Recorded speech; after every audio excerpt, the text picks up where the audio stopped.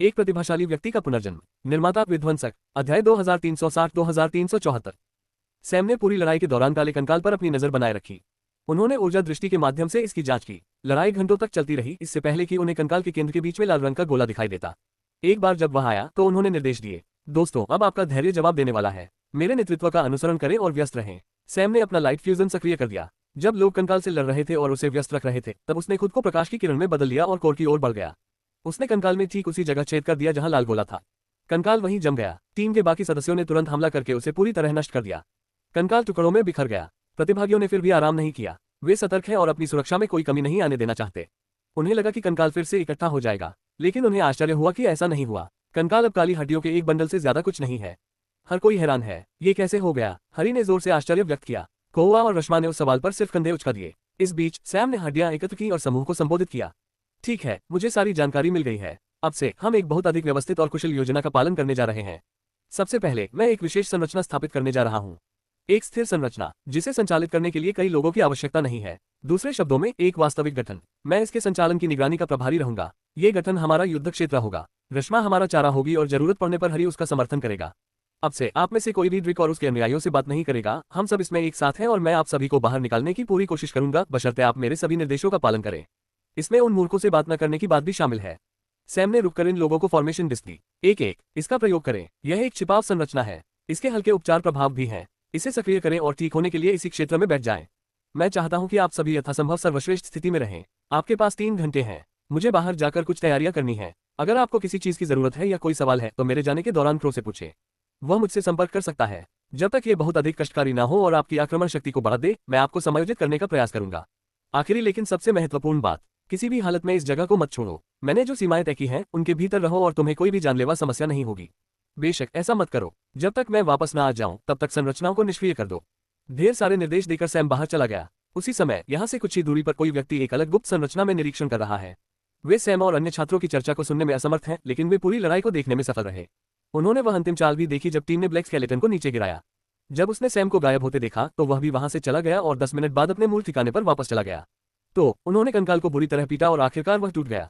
और उन्हें एक कंकाल को हटाने में इतना समय लग गया। क्या तुम गंभीर हो? ड्रिक ने अविश्वास के भाव के साथ अपने अनुचर से पूछा। यह अब तक सुनी गई सबसे हास्यास्पद बातों में से एक है। उनके अनुसार एक कंकाल को हटाने में 4 घंटे लगाना कोई अच्छी बात नहीं है, खास तौर पर जब हर घंटे उनकी संख्या दर्जनों में बढ़ रही हो। ड्रिक की योजनाएं कितनी अकुशल थीं, इस बारे में सैम की आलोचना के साथ ये बहुत मूर्खतापूर्ण और विरोधाभासी प्रतीत हुआ। उन्होंने और क्या किया? क्या उन्होंने मारने के लिए कोई विशेष तरीका अपनाया? कोई विशेष चाल, कोई संरचना, विशेष ऊर्जा? कुछ नहीं, बस लगातार हमले। ये हास्यास्पद है। क्या तुमने देखा है कि सैम कहाँ गया? कोई जानकारी नहीं, वह भूत की तरह गायब हो गया। ड्रिक ने बहुत देर तक सोचा और कहा, ठीक है, अगला पकड़ा गया कंकाल, हम उसे नष्ट करने पर ध्यान केंद्रित कर सकते हैं जैसा कि उन्होंने किया था। गठन दल को आवश्यक व्यवस्था करने के लिए कहें। ठीक है, उन्होंने अपनी तैयारियां शुरू कर दी। 3 घंटे बीत गए। किसी को नहीं पता था कि सैम कहाँ था और उन 3 घंटों में क्या कर रहा था। वह अपने मूल स्थान पर वापस आ गया। रश्मा, हरी, उस खास दिशा में जाओ। तुम्हें एक गिद्ध का कंकाल मिलेगा जो अभी काले कंकाल में बदल रहा है। उसे फुसलाकर यहाँ ले आओ। उचित ऊंचाई बनाए रखो, बहुत नीचे मत आना और बहुत ऊपर भी मत जाना। वहाँ एक पथरीला रास्ता और एक चट्टान है। इससे आपके लिए इसकी गति की सीमा को कम करना आसान हो जाता है। इसका उपयोग करें। अगर आप इसे नुकसान पहुंचाते हैं तो मुझे कोई आपत्ति नहीं है, लेकिन ये बेहतर है कि यह संरचना में प्रवेश करे जबकि यह अभी भी मौजूद है। स्वतंत्र रूप से मोबाइल दोनों सिर हिलाते हुए चले गए। उन्होंने कोई सवाल नहीं पूछा और उसके निर्देशों का पालन किया। सैम ने फिर से संरचना बनाई। उसने एक बार फिर पहले से बने खंभों का इस्तेमाल किया। संरचना तैयार होने के बाद खंभे गायब हो गए। अंदर मौजूद लोग भी इसे नहीं देख पाए। उसे सेट होने में ज्यादा समय नहीं लगा और हरी और रश्मा को भी अपना काम करने में ज्यादा समय नहीं लगा। रश्मा चारा बनने की जिम्मेदारी संभाल रही थी जबकि हरी ने कंकाल की हरकतों को सीमित करना सुनिश्चित किया। ये रश्मा के पीछे अविश्वसनीय गति से उड़ रहा था। सैम फॉर्मेशन के प्रवेश द्वार पर खड़ा था और उन्हें आने का इशारा कर रहा था। फिर वह वापस संरचना में आ गया, उसके केंद्र में फिर से प्रकट हुआ, उसे नियंत्रित किया। रश्मा और हरी ने गिद्ध कंकाल के साथ संरचना में प्रवेश किया। जैसे ही वह अंदर घुसा, गिद्ध जमीन पर गिर पड़ा। गिद्ध पर चुनिंदा रूप से लगाया गया गुरुत्वाकर्षण बल उसे जमीन पर चिपका देता है। जब गिद्ध ने अपने पंख फड़फड़ाकर उड़ने की कोशिश की तो गुरुत्वाकर्षण बढ़ गया, यहाँ तक कि उसके पंखों पर बहुत छोटी छोटी दरारें भी पड़ गईं। पंख, यह अभी भी कुछ कदम उठा सकता है और पार्श्व में आगे बढ़ सकता है, लेकिन इसकी गति बहुत सीमित और धीमी है। ऐसा लगता है जैसे यह एक मोटी चिपचिपी जेल जैसी चीज के अंदर घूम रहा है जो इसकी गति में बाधा डाल रही है।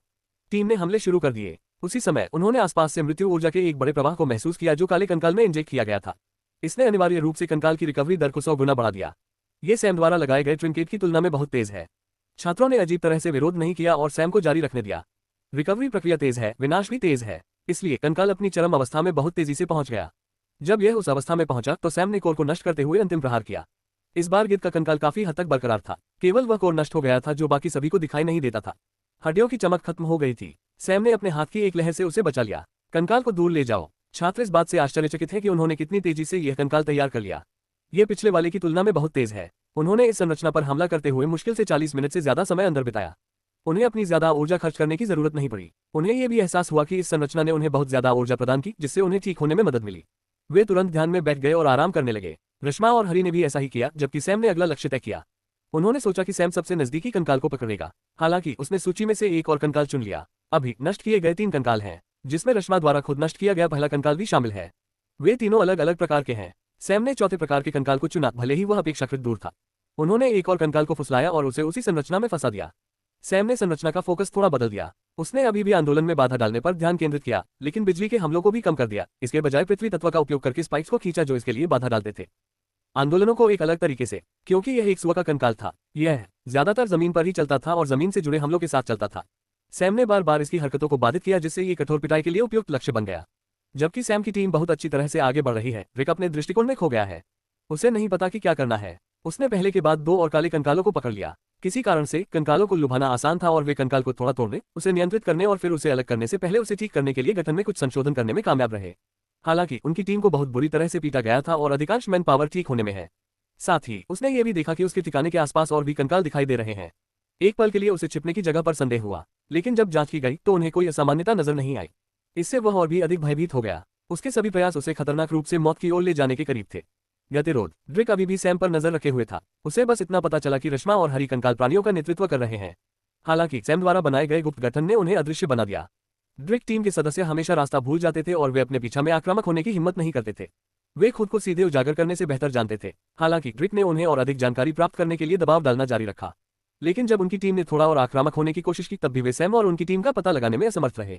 वह केवल उन जीवों के बारे में जानकारी प्राप्त करने में सफल रहा जिन्हें सैम और उसकी टीम ने बाहर निकाला था। उसने देखा कि हर बार वे एक अलग जीव को बाहर निकालते हैं। भले ही कोई कंकाल जैसा जीव पास में हो, लेकिन अगर वे पहले ही ऐसा कर चुके हैं तो वे उसे बाहर नहीं निकालते। उन्होंने ये भी देखा कि वे लगभग 40 मिनट के अंतराल पर जीवों को बाहर निकाल रहे हैं। यह एक आश्चर्य की बात थी। उसने अपनी टीम को बुलाया और उनसे पूछा कि क्या वे सैम के छिपे हुए किसी भी दल की जांच कर सकते हैं और उसका पता लगा सकते हैं। वह ये भी जानना चाहता था, या कम से कम यह अनुमान लगाना चाहता था कि सैम और उसकी टीम क्या कर रही है। आखिरकार सैम की टीम में केवल 10 से अधिक सदस्य हैं, लेकिन ऐसा लगता है कि वे उसकी बड़ी टीम की तुलना में बहुत अधिक काम कर रहे हैं। बेशक वह भी निरर्थक था। मानो ये पर्याप्त नहीं है, ड्रिक को अगली चुनौती का सामना करना पड़ा, जिसने उसकी स्थिति को 100 गुना बदतर बना दिया। ड्रिक, स्काउटिंग टीम वापस आ गई है, तुम्हें देखना चाहिए। ड्रिक, जो हाल ही में पकड़े गए कंकालों में से एक को दबाने में व्यस्त था, को उसकी टीम के एक सदस्य ने बुलाया। वह स्काउट टीम से मिलने गया। चूंकि उसने सैम की टीम को कुछ जीवों को बाहर निकालते देखा था, इसलिए वह उन पर एक नजर डालना चाहता था। इसलिए उसने स्काउट टीम को उन्हें ढूंढने के लिए कहा। वह उन्हें समझना चाहता था। हालांकि वर्तमान स्काउट टीम की स्थिति को देखते हुए उन्हें पता था कि उन्होंने यहाँ गलत निर्णय लिया है। स्काउट टीम में 10 लोग हैं जो छाया तत्व या वायु तत्व में कुशल हैं। वे तेज हैं और उनके पास बेहतरीन चुपके कौशल हैं। हालांकि अभी उनमें से ज्यादातर ने अपने अंग खो दिए हैं, बुरी तरह से घायल हैं, चेहरे और छाती धंस गई है और दर्जनों हड्डियां टूट गई हैं। केवल स्काउट टीम के नेता को ही कम चोटें आई। शायद इसका कारण बाकी लोगों की तुलना में उनकी अतिरिक्त क्षमता थी। आखिर तुम लोगों को क्या हो गया? उसने पूछा। हम चारों ओर से घिरने वाले हैं। सभी प्रकार के कंकालनुमा जीव अलग अलग दिशाओं से हमारे छिपने के स्थान की ओर आ रहे हैं। मुझे नहीं पता कि वे ऐसा क्यों या कैसे कर रहे हैं, लेकिन धीरे धीरे और लगातार वे इस दिशा में आगे बढ़ रहे हैं। हमने ये देखने की कोशिश की कि क्या कोई विसंगति है, लेकिन हम कुछ भी पहचान नहीं सके। इस प्रक्रिया में हम 1 दर्जन से अधिक काले कंकालों से घिर गए। हमें या तो बाहर निकलने का रास्ता निकालना होगा या अपना स्थान बदलना होगा, या हमें ये सुनिश्चित करना होगा कि हमारा गठन पूरी तरह से हवाबंद हो और बीच में कोई रुकावट न हो। अगर कोई छोटा सा भी गैप हो और वे हम में से किसी एक की ओर आकर्षित हो जाएं, तो हमें बाहर निकलने का मौका नहीं मिलेगा। सारे रास्ते बंद हो जाएंगे और हमारी मौत पक्की है। ड्रिक को पसीना आने लगा। वह वहीं कांप उठा और कांपती आवाज में पूछा, आपको क्या लगता है कि हमें पूरी तरह से घेरने में उन्हें कितना समय लगेगा? कुछ घंटे। ड्रिक ने गहरी सांस ली। इसका मतलब है कि हमारे पास अभी भी कुछ समय है। विश्लेषण कुछ आशाजनक संकेत दे रहा है। अगर हम अब कंकालों को हटाने की कोशिश करेंगे तो हम सारी प्रगति खो देंगे। ड्रिक ने जोर से सोचा। फिर भी क्या आपको नहीं लगता कि जीवित रहना प्राथमिकता है? स्काउट टीम के नेता ने सीधे तौर पर असहमति जताई। चर्चा चलती रही। शायद हम सीमा के बाहर एक और ठिकाना बना सकते हैं। शायद हम उस स्थान तक पहुंचने के लिए एक अंतरिक्ष द्वार का उपयोग कर सकते हैं और यदि आपात स्थिति उत्पन्न होती है तो भाग सकते हैं। ये स्काउट टीम लीडर के दिमाग में आया अंतिम विचार था, लेकिन हमें अपनी टीम के कुछ सदस्यों को इस काम में लगाना होगा। हालांकि काले कंकालों को पकड़ने के लिए उनकी जरूरत है। ड्रिक, तुम्हें समझना होगा, अगर हमारे पास कोई रास्ता नहीं है और जब तक हम घिरे नहीं हैं, तब तक हमारे पास कोई परिणाम नहीं है, तो हम पूरी तरह से खत्म हो चुके हैं। हम इस बंजर भूमि में दफन हो जाएंगे। क्या तुम समझ रहे हो? ड्रिक ने अपने होंठ भींचे और सिर हिलाया। मैं वैसा ही करूंगा जैसा तुमने कहा। बस एक जगह की तलाश करो। बेशक पहले अपनी रिकवरी पर ध्यान दो। स्काउट टीम के नेता ने वैसा ही किया जैसा उसे बताया गया था। चिकित्सकों ने उन्हें रिकवरी की गति बढ़ाने में मदद की। लगभग 1 घंटे के बाद एक बहुत छोटी स्काउटिंग पार्टी को एक नया छिपने का स्थान खोजने के कार्य के साथ इकट्ठा किया गया। इस कार्य में एकमात्र बाधा उनकी दिशा में आने वाले कंकालों की धारा थी। इससे एक अलग पहलू में कार्य थोड़ा आसान भी हो गया। जब वे इन कंकालों के पीछे से चुपके से 1 घंटा गुजारते हैं तो उन्हें जमीन की अपेक्षाकृत खाली जगह मिलती है जिसका उपयोग वे छिपने के लिए कर सकते हैं। दोनों तरफ चट्टानों से घिरी घाटी के भीतर एक ऐसी जगह खोजने में उन्हें ज्यादा समय नहीं लगता जो कुछ प्राकृतिक लाभ देती हो। उन्होंने एक मार्कर छोड़ा जैसा कि फॉर्मेशन टीम ने बताया था और उसे सक्रिय कर दिया। मार्कर के सक्रिय होने से छिपने की जगह पर मौजूद फॉर्मेशन मास्टर सतर्क हो गया और उसने इसका उपयोग छिपने की जगह से बाहर निकलकर नए स्थान पर जाने के लिए किया। फिर उन्होंने फॉर्मेशन पोजीशनिंग के लिए जगह की तलाशी ली। ये सुनिश्चित करने के बाद कि सब कुछ ठीक है, उन्होंने फॉर्मेशन टीम के कुछ सदस्यों को बाहर लाने के लिए एक छोटा स्पेस गेट बनाया। फॉर्मेशन टीम के सदस्यों ने मिलकर 2 चीजों पर काम किया, एक बड़ा स्पेस गेट जिससे उनकी टीम के सभी सदस्य बाहर आ सके और एक नया ठिकाना। दोनों में अपेक्षाकृत अधिक समय लगेगा। ड्रिक ने कंकाल की गतिविधियों पर नजर रखी जबकि वह अपने शोध परिणामों में तेजी लाने की कोशिश कर रहे थे। वह जानना चाहता था कि सैम विभिन्न प्रकार के कंकालों को क्यों लुभाने की कोशिश कर रहा है और वह उनके साथ क्या करना चाहता है। यहाँ तक कि जब उसकी अपनी टीम ने एक कंकाल को नष्ट करने की कोशिश की तो भी उसे कुछ भी समझ नहीं आया, क्योंकि चाहे उसने कितनी भी कोशिश की हो, कंकाल फिर से पुनर्जीवित होता रहा। एक समय पर यह मजबूत होना बंद हो गया, लेकिन हर बार टूटने के साथ यह और अधिक बुद्धिमान होता गया। इसने सबसे अधिक हत्या करने वाले व्यक्ति पर जाना बंद कर दिया तथा जो भी निकटतम था उस पर ध्यान केंद्रित किया, जिससे यह और भी अधिक खराब प्रतिद्वंद्वी बन गया। 3-4 घंटे तक लगातार असफलता के बाद उसने गहरी सांस ली और उस कंकाल को पकड़ लिया। वह अपनी कल्पना से परे हताश हो गया और उसे ये भी नहीं पता था कि आगे क्या करना है। फिर उसने सोचा कि सैम कितना आत्मविश्वासी है और वह इस दौरान कितना चुपके से काम कर रहा है। इससे उसे दोबारा सोचना पड़ा, लेकिन सैम ने जो कीमत मांगी है वह वाकई बहुत ज्यादा है। वह लालची कमीना, वह दबी हुई आवाज में बुदबुदाया। ... समय बीत चुका है और सैम ने चेकलिस्ट का काम लगभग पूरा कर लिया है। एक बार जब वह काम पूरा कर लेगा तो वह आगे बढ़ सकता है योजना के अगले चरण के लिए। अगला चरण इस जगह से बाहर निकलने से संबंधित नहीं है, यह उससे थोड़ा सा हट जाता है। हालांकि उससे पहले उसे चेकलिस्ट का काम पूरा करना होगा। उसके पास केवल वृक्ष मानव ही बचा है। उन्होंने इसे अंतिम रखा क्योंकि इसकी प्रकृति अनोखी थी और यह प्रतिबंधात्मक और गणनापरक भी था। प्राणी की गतिविधियां, बाकी जीव भी ज्यादातर कुछ खास क्षेत्रों में ही रहते हैं, अदृश्य इलाकों को बनाए रखते हैं, लेकिन अगर उन्हें जबरदस्ती ले जाया जाए और बाहर निकाला जाए तो वे इधर उधर चले जाते हैं। हालांकि पेड़ पुरुष अलग हैं। पेड़ पुरुषों के बढ़ने के साथ मृत जंगल थोड़ा थोड़ा करके फैल गया और चाहे उन्होंने कोई भी रणनीति अपनाई हो, वे पेड़ पुरुष को इससे बाहर निकालने में कामयाब नहीं हुए। अगर वे आगे बढ़ते हैं और मृत जंगल में इसके साथ जोखिम उठाते हैं तो उन्हें सभी प्राणियों के क्रोध का सामना करना पड़ेगा। इसलिए उन्हें क्षेत्र के भीतर एक जाल बिछाने की जरूरत है और इसके लिए उन्हें अपनी मिठाई लेने की जरूरत है।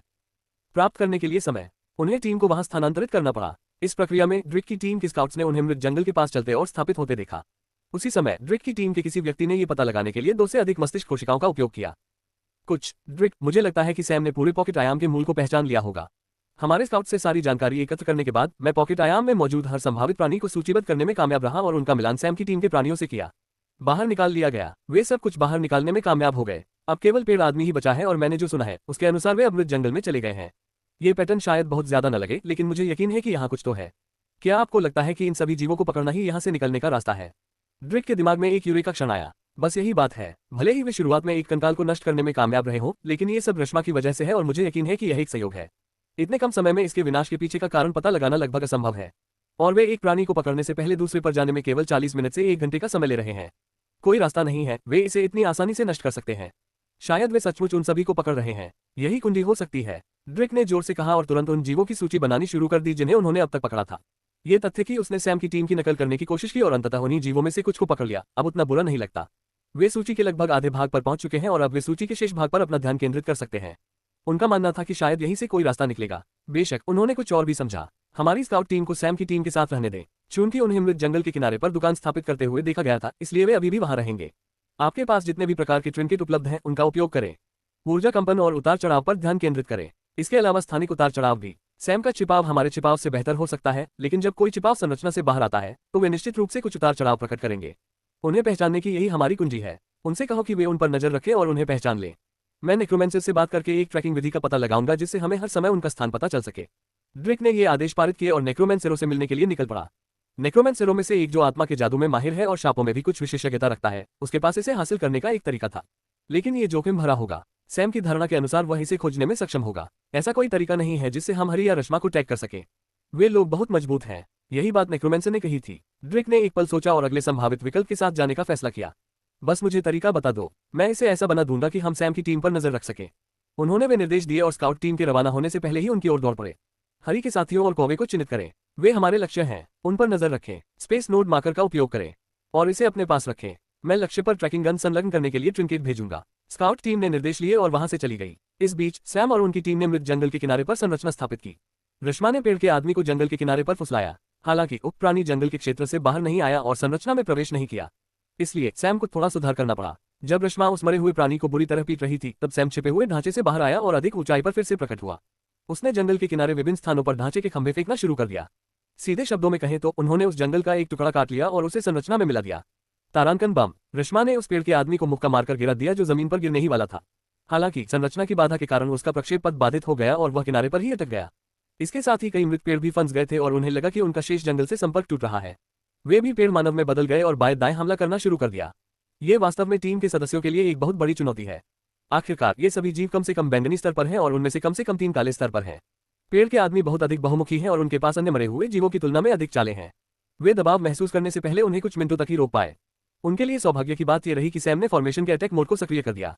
मूल रूप से इसने आसपास से मृत्यु ऊर्जा को चूसा और सैम को केंद्रीय कोर, एक तरह के गठजोड़ के रूप में इस्तेमाल किया और उसे अग्नि तत्व ऊर्जा में बदल दिया। कोई भी आग नहीं। गोल्डन सन क्रो वंश की सुनहरी सूर्य अग्नि। सुनहरी लपटें भड़क उठी। ये सुनहरी लपटें अपनी जबरदस्त ऊर्जा के साथ मरे हुए पेड़ों पर बहुत ज्यादा असरदार हैं। वे जलते और चीखते हुए ऐसे थे जैसे बलि दिए जा रहे बकरे हों। बेशक सैम को यह सुनिश्चित करने के लिए अतिरिक्त ध्यान देना पड़ा कि टीम के किसी भी सदस्य पर इन लपटों का हमला न हो, और निश्चित रूप से टीम के साथ ही अपनी पूरी ताकत से वृक्ष मानवों पर हमला कर रहे हैं। इसमें अन्य प्राणियों की तुलना में बहुत अधिक समय लगा, लेकिन कुछ घंटों के बाद सैम और उनकी टीम ने इन जीवों से निपटने और उन्हें नष्ट करने में कामयाबी हासिल की। जब तक वे काम पूरा करते, उनके पास राख का एक बड़ा ढेर रह जाता। सैम ने आखिरकार सूची में शामिल सभी जीवों को खत्म कर दिया है। बेशक यह अभी भी एक तथ्य है कि अभी भी सैकड़ों जीव हैं। उनमें से बहुत सारे ब्लैक लेवल के जीव हैं। हरी सैम के पास आया और पूछा, तो हम क्या करने जा रहे हैं? अभी के लिए आप लोग आराम कर सकते हैं और थोड़ी देर के लिए ठीक हो सकते हैं। मुझे वहां कुछ करना है, लेकिन मैं यहाँ संरचना छोड़ सकता हूँ। आप यहाँ कंकालों को फुसला सकते हैं और उन्हें थोड़ा थोड़ा करके नष्ट कर सकते हैं। मैं अभी भी पूछना चाहता हूँ, आपने प्रत्येक प्रकार के एक प्राणी को क्यों नष्ट किया? क्या आप कुछ विश्लेषण कर रहे हैं? नहीं, ये वास्तव में यहाँ से निकलने की कुंजी है। मैं अपनी सारी तैयारियां पूरी करने के बाद इसे थोड़ा और स्पष्ट करूंगा। इसके साथ ही सैम ने क्रो के साथ छिपने की संरचना छोड़ दी। वे बेतरतीब दिशा में यात्रा करने लगे। तो फिर मैं तुम्हारा पीछा क्यों कर रहा हूँ? मैं चाहता हूँ कि तुम ही चारा बनो। कंकालों को नहीं, मैं चाहता हूँ कि तुम उन मूर्खों के लिए चारा बनो जो हम पर जासूसी करने की कोशिश कर रहे हैं। मुझे नहीं पता कि वे क्या योजना बना रहे हैं, लेकिन वे निश्चित रूप से तुम्हें चिन्हित करने और तुम्हें ट्रैक करने का एक तरीका खोजने की कोशिश करेंगे। ठीक है, मुझे क्या करना चाहिए? क्या तुम्हें याद है कि मैंने तुम्हारे लिए कौन से सुरक्षित क्षेत्र चिन्हित किए थे? बिल्कुल, इनमें रहो और इधर उधर बेतरतीब ढंग से घूमो। वे तुम पर हमला नहीं करेंगे। बस यहाँ कुछ चक्कर लगाओ और वहां और मृत जंगल के पास छिपने के गठन के लिए वापस जाओ, जबकि पकड़े आपके हाथ में कुछ है। वे आपको किसी चीज से चिन्हित करने की कोशिश कर सकते हैं, कोई गहना या कोई जादू जैसी चीज। बस उन्हें जाने दें, उन्हें ऐसा करने के लिए प्रेरित करें और उन्हें छिपने के स्थान पर ले जाएं। जब मैं ये काम करूंगा तो आप क्या करेंगे? मुझे अपना काम ठीक से करना है। मैं ठीक 2 घंटे बाद वापस आ जाऊंगा। बस बाकी लोगों को अपने पास रखना। लूप में अगर हरी की टीम अधीर हो जाती है तो उन्हें पास में एक निम्न स्तर का कंकाल खोजने के लिए कहें और उन्हें इस पर हमला करने दो। उनसे कहें कि वे जितनी जल्दी हो सके इसका स्तर काले स्तर तक बढ़ाएं। ये तो वैसे भी करना ही होगा। अगर वे इसे मेरी अपेक्षा से थोड़ा पहले भी कर ले तो भी कोई फर्क नहीं पड़ेगा। ठीक है, मैं इस पर काम करूंगा। क्रो और सैम अलग हो गए। ड्रिक के स्काउट्स ने क्रो को चिन्हित किया और उसका पीछा करना शुरू कर दिया। सैम ने जैसा अनुमान लगाया था वैसा ही क्रो नेक्रोमेंसर द्वारा बनाए गए मंत्रों में से एक से चिन्हित किया। क्रो ने उनके आने का आभास तो कर लिया, लेकिन उसने उन्हें जाने दिया और सैम के बताए अनुसार उन्हें फुसलाया। वह आधे घंटे के भीतर ही छिपने की जगह पर वापस आ गया। उसने स्काउट टीम को वापस बुला लिया। उस स्थान पर स्काउट टीम ने अपने छिपने के स्थान पर खबर भेजी। गठन दल के एक सदस्य को उनके स्थान पर भेजा गया। उस व्यक्ति ने आसपास के वातावरण का अध्ययन करने की कोशिश की कि क्या वह सैम के छिपे हुए गठन को तोड़ने का कोई तरीका खोज सकता है। अगर वह इसे तोड़ नहीं सकता तो उसने कम से कम इसमें झांकने का एक तरीका खोजने की कोशिश की ताकि ये देखा जा सके कि क्या हो रहा है अंदर। बेशक कोशिश करने के बाद भी कोई ठोस परिणाम नहीं निकला। इस बीच सैम अपने लक्ष्य को प्राप्त करने के लिए अपने कार्य पर लगा हुआ था। 2 घंटे बीत गए और वह वापस फॉर्मेशन में आ गया। 3 दिन के उजाले में धमाल मचा रही है। उसने उन्हें एक कंकाल खत्म करने दिया और अगले कंकाल के पीछे जाने से रोक दिया। चलो सैम, जल्दी करो, हम इसका बेसब्री से इंतजार कर रहे हैं। ये बहुत बढ़िया युद्धाभ्यास है, टीम के एक सदस्य ने कहा। सैम ने हंसकर जवाब दिया, ठीक है, मैं समझता हूँ कि यह रोमांचक है, लेकिन मैं चाहता हूँ कि आप आगे की पूरी योजना जानें। मुझे समझ में आ गया है कि यह पॉकेट आयाम कैसे काम करता है और मुझे यकीन है कि मेरे पास इससे बाहर निकलने का कोई रास्ता है। और इस दिशा में पहला कदम हमने कुछ घंटे पहले ही पूरा कर लिया है। इसलिए अगले चरण पर जाने से पहले मैं आप लोगों को सब कुछ समझाना चाहता हूँ। टीम का हर सदस्य ये जानने के लिए उत्सुक है कि सैम क्या कहने वाला है। ये पॉकेट आयाम रहस्यों से भरा हुआ है। कंकाल की उपस्थिति, गुणन, उनकी शक्ति के स्तर में वृद्धि, सब कुछ उनकी आंखों के सामने हो रहा है, लेकिन वे नहीं जानते कि यह कैसे हो रहा है। उन्हें इस बात का भी कोई सुराग नहीं है कि यहाँ से बाहर निकलने का रास्ता क्या है। इसलिए वे कुछ समय निकालकर इसे सीखने के लिए तत्पर रहते हैं। सबसे पहले और सबसे महत्वपूर्ण बात यह है कि पूरा पॉकेट आयाम कई भागों में विभाजित है। आप उन्हें जोन के रूप में मान सकते हैं और प्रत्येक जोन की रक्षा एक मरे हुए प्राणी द्वारा की जाती है। जब लोगों को यहाँ भेजा जाता है तो वे यादृच्छिक स्थानों पर पैदा होंगे। उनके आगमन के बावजूद जोन इन मरे हुए प्राणियों को बनाएंगे और उन्हें बाहर भेज देंगे। वे आसपास की मृत्यु ऊर्जा को अवशोषित करते हैं और अपनी ताकत बढ़ाते हैं। विशेष साधनों से आप ये पता लगा सकते हैं कि किसी प्राणी ने कितनी ऊर्जा एकत्रित की है तथा उसकी ऊर्जा कितनी सघन है। इन 2 मैट्रिक्स के आधार पर आप इन प्राणियों के स्तरों को विभाजित कर सकते हैं। इस पैमाने पर काला रंग अंतिम और उच्चतम स्तर है। जब भी कोई प्राणी इस पैमाने पर अगले स्तर पर पहुंचता है तो उसके मूल क्षेत्र में एक नया प्राणी बनाया जाएगा। पॉकेट आयाम की शुरुआत में अगर आप इन जीवों का सामना करते हैं तो आप उनके क्षेत्र में उनसे लड़ सकते हैं या उनसे बच सकते हैं। भले ही वे आपके पीछे आए, आपने देखा होगा कि आपके काफी दूर चले जाने के बाद उन्होंने अपना पीछा करना बंद कर दिया। ऐसा इसलिए है क्योंकि जब उनकी संख्या कम होती है तो ये जीव अपने क्षेत्र से बाहर नहीं निकलते, जब तक कि आप उन्हें स्थानिक साधनों का उपयोग करके बाहर जाने के लिए मजबूर न करें। एक और तरीका भी है, जब जीवों की संख्या एक निश्चित सीमा तक पहुंच जाती है तो वे अपने क्षेत्र से बाहर फैलने लगते हैं। वे अपनी ताकत तब तक बढ़ाते रहेंगे जब तक कि वे काले स्तर तक नहीं पहुंच जाते, और यदि आप उनकी संख्या में वृद्धि को रोकने के लिए परिस्थितियां उत्पन्न नहीं करते तो उनकी संख्या में वृद्धि होती रहेगी। और वह शर्त है अपनी तरह के कम से कम एक ब्लैक लेवल प्राणी को पूरी तरह से नष्ट करना। एक बार जब किसी तरह का ब्लैक लेवल प्राणी नष्ट हो जाता है तो ये गुणन को रोक देगा। अब सबसे मुश्किल काम आता है, असल में काले जीवों में से एक को नष्ट करना। जैसा कि आपने देखा होगा, चाहे आप कितनी भी बार कंकालों को हरा दें, आप उन्हें नष्ट नहीं कर पाएंगे। वे हमेशा वापस आएंगे, पुनर्जीवित और अधिक मजबूत रूप में। हालांकि कंकाल के शरीर में एक और केवल एक बिंदु है जो निश्चित संख्या में पुनर्जनन और निश्चित स्तर की ऊर्जा सीमा के बाद उसका मूल्य कमजोर बिंदु बन जाएगा। एक बार जब यह उस स्तर पर पहुंच जाएगा जब हम उस बिंदु पर कंकाल पर हमला करेंगे और पर्याप्त क्षति पहुंचाएंगे तो अंततः ये नष्ट हो जाएगा। उसके बाद एक तरह का एक काला कंकाल नष्ट हो जाता है, ये गुणन को रोक देगा। फिर आपके पास पहले से ही पैदा हुए सभी अन्य कंकाल बच जाएंगे। आप बस इतना कर सकते हैं कि उन्हें एक एक करके निशाना बनाएं, उन्हें अपनी ताकत को अधिकतम काले स्तर तक बढ़ाने दें, इसे उस सीमा स्तर तक पहुंचने दें और कोर के माध्यम से इसे तोड़ दें। आपको प्रत्येक कंकाल के साथ ऐसा तब तक दोहराना होगा जब तक कि हम इस स्थान पर मौजूद हर अन्य कंकाल को नष्ट नहीं कर देते। इससे हमें ये स्थान छोड़ने की अनुमति मिल जाएगी। सैम ने उन पर ढेर सारी जानकारी डालने के बाद उनकी ओर देखा। क्या तुम सच में ऐसा कह रहे हो? हरी ने अपना मुंह खोलकर पूछा। इस पॉकेट आयाम का परीक्षण, अगर सैम ने जो अनुमान लगाया था वह सच है, तो पिछले कुछ वर्षों में उन्होंने जिन पॉकेट आयामों में भाग लिया है उनमें से सबसे कठिन और सबसे अधिक समय लेने वाला है। इसमें लगने वाला समय, उन्हें जो प्रयास करना पड़ता है और इसके अलावा प्रत्येक कंकाल का खतरा स्तर, ये लगभग असंभव चुनौती है। पुनर्जीवित कंकालों को उनकी सारी ऊर्जा खत्म करने के लिए बनाया गया है। हर बार पुनर्जनन के साथ कठिनाई बढ़ती जाती है। कोई भी इसे कैसे भी देखे, ये प्रशिक्षण केंद्र से ज्यादा यातना कक्ष जैसा है। टीम चर्चा में लग गई और सारी चर्चा समाप्त होने के बाद हरी ने सैम से पूछा, तो हमारी योजना का पहला कदम प्रत्येक प्रकार के एक ब्लैक लेवल प्राणी को नष्ट करना था। हमने इसे ट्री मैन के साथ पूरा किया। इसका मतलब है कि प्राणियों की संख्या अब और नहीं बढ़ेगी। उसके स्वर में राहत की हल्की सी झलक है। सैम ने भी जवाब में सिर हिलाया। फिर उसने कुछ लोगों के चेहरों पर थोड़ी कड़वाहट देखी। वह समझ गया कि वे क्या सोच रहे हैं। वे इसलिए कड़वाहट महसूस कर रहे हैं क्योंकि ड्रिक की टीम भी इन कंकालों को नष्ट करने के बाद बाहर निकल सकेगी। एक तरह से वे पूरी मेहनत करेंगे, जबकि ड्रिक की टीम बेवकूफ होने के बावजूद एक पैसा भी नहीं चुकाएगी और इस जगह से बच निकलेगी।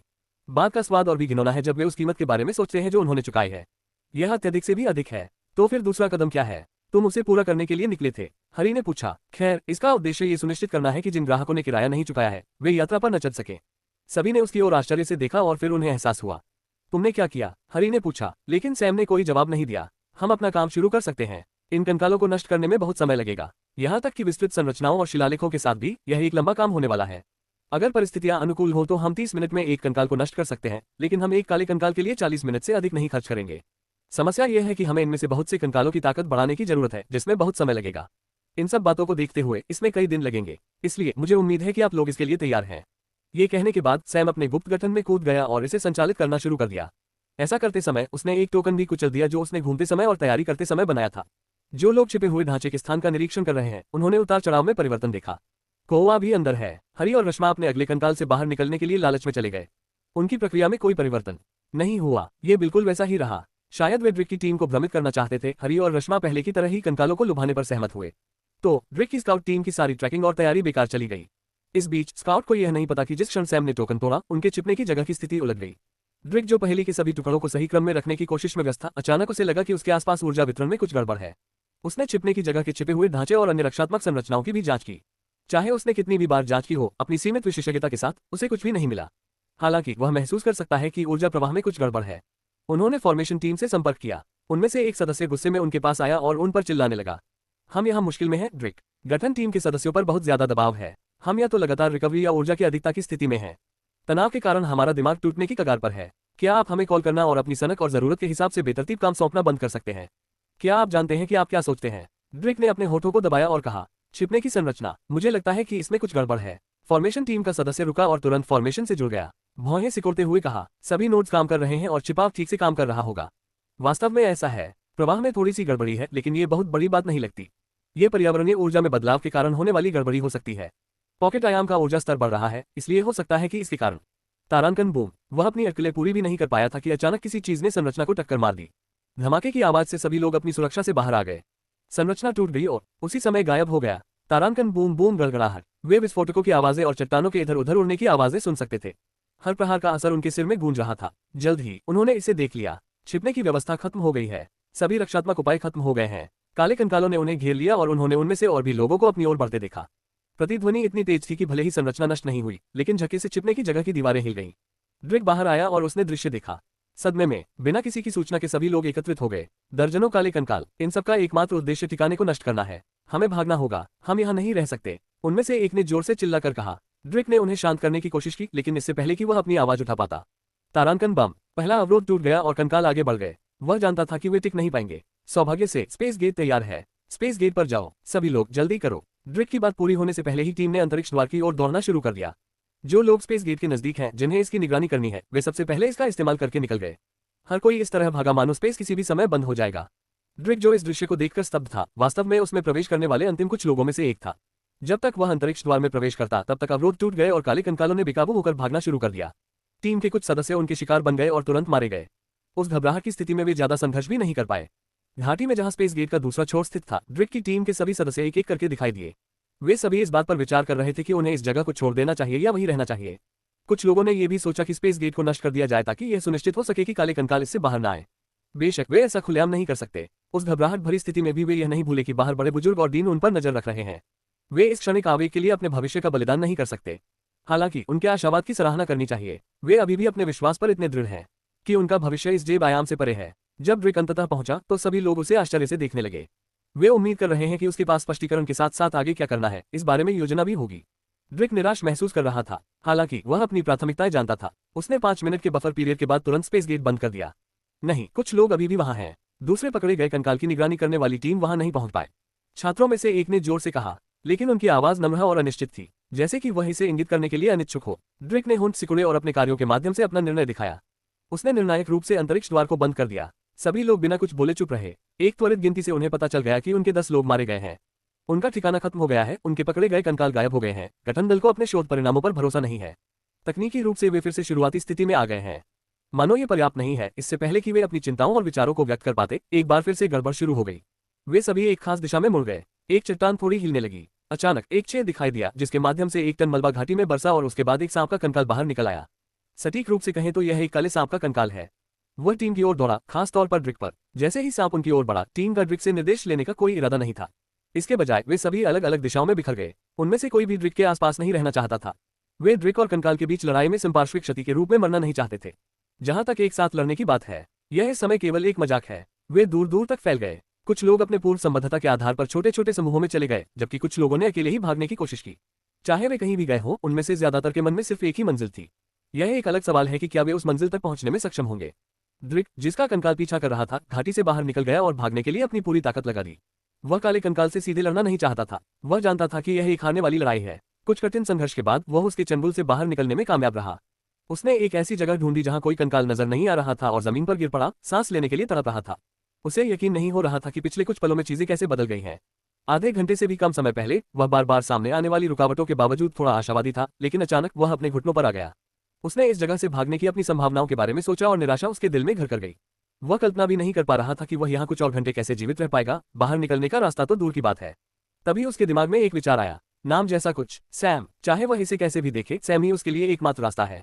पहले के झगड़े के बाद वह थोड़ा हिचकिचाया। हालांकि वह जानता था कि कोई और रास्ता नहीं है। उसने अपने दांत पीस लिए और अपने अभिमान को निगल लिया। उसने अपने पास मौजूद ट्रैकिंग डिवाइस को ढूंढ लिया। ट्रैकिंग डिवाइस जो उसे सैम की टीम की निगरानी के लिए जिम्मेदार स्काउट टीम का स्थान बताती है। वह उसी दिशा में यात्रा करने लगा। उसे गंतव्य तक पहुंचने में लगभग 1 घंटा लग गया, क्योंकि उसे वहां मौजूद कई कंकालों से बचना था। उसे लगभग उनमें से कुछ कंकालों से भिड़ना पड़ा और वह बड़ी मुश्किल से खुद को घायल किए बिना भागने में सफल रहा। जब वह वहां पहुंचा तो सामने का दृश्य देखकर वह अंदर तक स्तब्ध रह गया। मृत जंगल के किनारे पर लगभग 30 लोग इकट्ठे हुए। वे सभी ड्रिक की टीम के भूतपूर्व सदस्य थे, जिसमें स्काउटिंग टीम भी शामिल थी। वे सभी सैम की टीम को देख रहे थे, जो उनके सामने हाथ जोड़े खड़ी थी।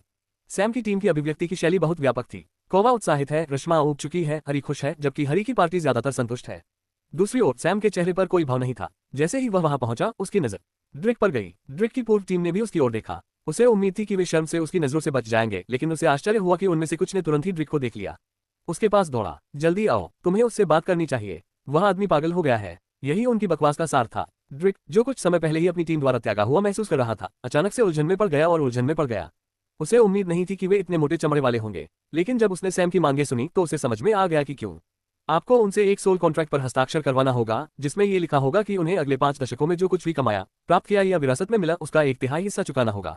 यह उनकी मौजूदा संपत्ति के 1/3 के अतिरिक्त है। क्या मैं आपको सही सुन रहा हूँ? ड्रेक ने सैम से पूछा। हाँ, क्या तुम्हें यकीन है? तुम 5 साल नहीं कहना चाहते थे। मुझे पूरा यकीन है। 5 दशक, मैं इससे कम पर नहीं जा सकता। कम? आपने कहाँ से शुरू किया? 5 शतक। ड्रेक एक पल के लिए अवाक रह गया। तो फिर यह खंड क्या है? यदि आप उपलब्ध नहीं हैं, तो आपके विशेष आध्यात्मिक हस्ताक्षर वाले टोकन के धारक इन अनुबंधों के लाभार्थी होने के पात्र हैं। हाँ, ये लोग हैं कौन? मैं नहीं बता रहा हूँ। टोकन ही एकमात्र पहचान करता है। क्या तुम नहीं कर सकते? नहीं, सुनो, नहीं, बस मेरी बात सुनो यार। नहीं, ऐसा नहीं हो सकता। मैं पीछे हटने वाला नहीं हूँ। इसे ले लो या छोड़ दो। ड्रेक ने अनुबंध को जमीन पर पटक दिया और कहा, क्या तुम समझते हो कि तुम कितने हास्यास्पद लग रहे हो? तुम बस फायदा उठा रहे हो। हर किसी की सख्त जरूरतें पूरी होंगी, मुझे पता है। इसके बाद आप सभी को अपना कट्टर दुश्मन बना लेंगे। सैम ने उसे अनुबंध की ओर इशारा किया जहां ड्रेक ने एक अन्य खंड देखा। सैम और उसके किसी भी सहयोगी और टोकन धारक या यहाँ तक कि सैम के दोस्तों, मित्रवत परिचितों के खिलाफ किसी भी तरह की प्रतिशोध की कोशिश को हमेशा के लिए प्रतिबंधित कर दिया गया है। न केवल किसी को इसका पालन करना होगा, बल्कि उन्हें सैम या उसके सहयोगियों को सूचित करना होगा कि क्या उनके पास सैम और उसके सहयोगियों के खिलाफ किसी भी संभावित दुर्भावना का कोई ज्ञान है या उन्हें इसकी जानकारी है। ड्रेक को यह भी नहीं पता था कि इसके लिए क्या कहना चाहिए।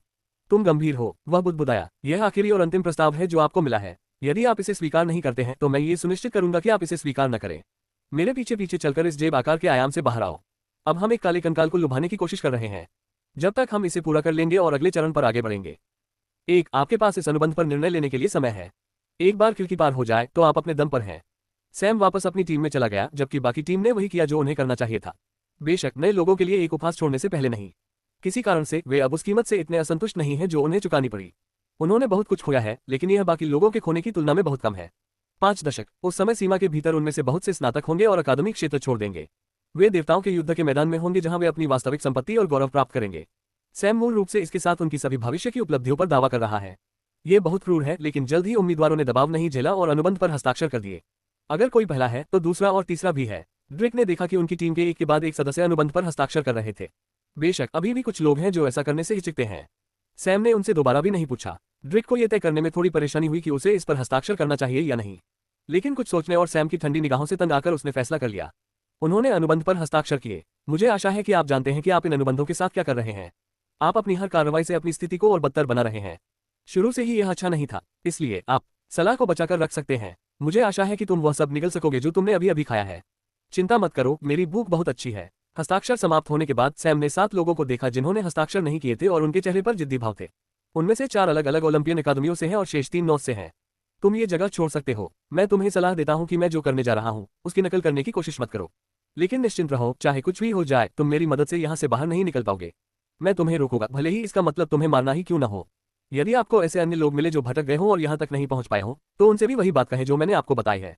उनके पास मौका था और उन्होंने उसे गंवा दिया। अब उन्हें इसके परिणामों के साथ जीना होगा। उन 7 लोगों में से एक महिला थी जिसने सैम को घृणा से देखा और दांत पीसते हुए थूक दिया।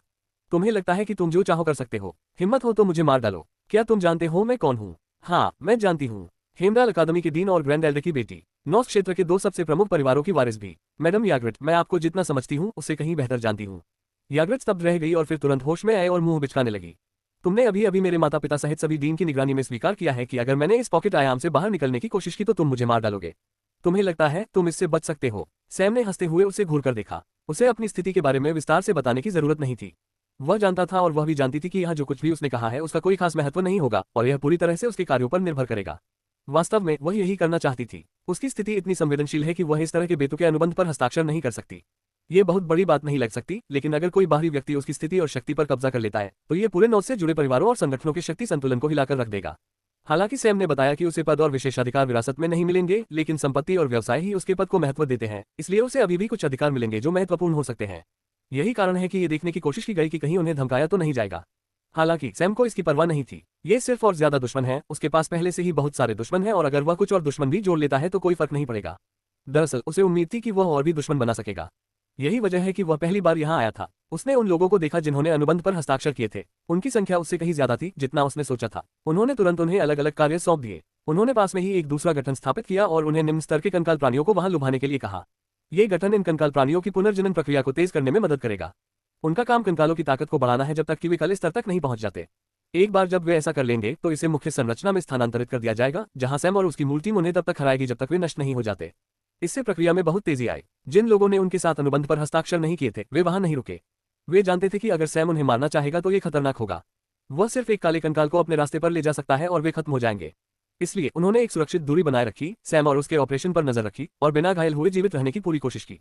सैम और उनकी अब बहुत बड़ी टीम बीच बीच में नियमित अंतराल के साथ काम कर रही है। उन्हें पता था कि इसे पूरा होने में कई दिन लगेंगे, इसलिए उन्होंने जल्दबाजी नहीं की। उन्होंने अपना समय लिया और अपनी सुरक्षा को सबसे पहले रखा। और हर ब्रेक में सैम फॉर्मेशन छोड़कर पॉकेट आयाम में चला जाता था। वह अपने साथ किसी और को नहीं ले गया। उसने कुछ भी नहीं बताया कि वह क्या करने जा रहा है। वह बस चला गया और कुछ देर बाद वापस आ गया। वे उत्सुक थे लेकिन उन्होंने पूछा नहीं। हालांकि सैम द्वारा लिए गए प्रत्येक ब्रेक से बाहर के बुजुर्गों और डीन के दिलों की धड़कनें तेज हो जाती थीं। और इसकी शुरुआत उस पहले ब्रेक से ही हो गई थी जो उसने तब लिया था जब वह आधा दर्जन कंकालनुमा प्राणियों से निपटने के बाद फॉर्मेशन से बाहर आया था। वह चुपचाप एक निश्चित दिशा में उड़ता हुआ चला गया। जबकि टीम के सदस्यों को इसकी परवाह नहीं थी, दर्शकों को परवाह थी। उन्होंने उसे एक निश्चित स्थान पर पहुंचते हुए देखा। वे जानना चाहते थे कि उसके साथ क्या हो रहा है और उन्होंने देखा कि आसपास कोई है। यह उस स्थान से ज्यादा दूर नहीं है जहां उन्होंने अपना गठन किया था। सैम के साथ अनुबंध पर हस्ताक्षर न करने वाले लोगों में से एक ने वहां एक गुप्त दल बना लिया है और उन पर जासूसी कर रहा है। सैम उससे बहुत दूर नहीं दिखाई दिया और खुद को छिपा लिया। उस छिपने की जगह से उसने कुछ संरचना नोड्स निकाले और उस क्षेत्र में एक संरचना बनाई। वह चुपके से आगे बढ़ा और अपना समय सेटअप करने में लगाया। जल्द ही उसने छिपे हुए आदमी के चारों ओर एक घेरा बना लिया। नोड्स ने एक संरचना बनाई। वहां कोई चमकती हुई बाधा नहीं है और कोई प्रतिबंध नहीं लगाया गया है। उस आदमी ने गठन की उपस्थिति पर ध्यान भी नहीं दिया और वह अभी भी सैम की गतिविधियों पर नजर रखता है। सैम वापस गया और अपना काम जारी रखा। दर्शक हैरान रह गए, लेकिन कुछ देर बाद उन्हें एहसास हुआ कि उसने क्या किया है। एक काला कंकाल उस आदमी की तरफ दौड़ा। हालांकि कंकाल के कितने भी करीब आने पर भी आदमी ने कोई प्रतिक्रिया नहीं की। ऐसा लग रहा था जैसे उसकी इंद्रियां काम नहीं कर रही हैं। तारांकन बम। कंकाल ने उसकी पीठ पर मुक्का मारा और तभी उसने प्रतिक्रिया की। उसने बचने की कोशिश की लेकिन वार फिर भी हो गया। वह घायल हो गया और स्थिर हो गया। कंकाल ने अपने हमले जारी रखे। सबके देखते ही देखते कंकाल ने उस व्यक्ति को सबसे विभत्स तरीके से मार डाला। इसी तरह सैम भी ब्रेक लेता रहा और हर बार जब वह ब्रेक लेता तो एक जान चली जाती।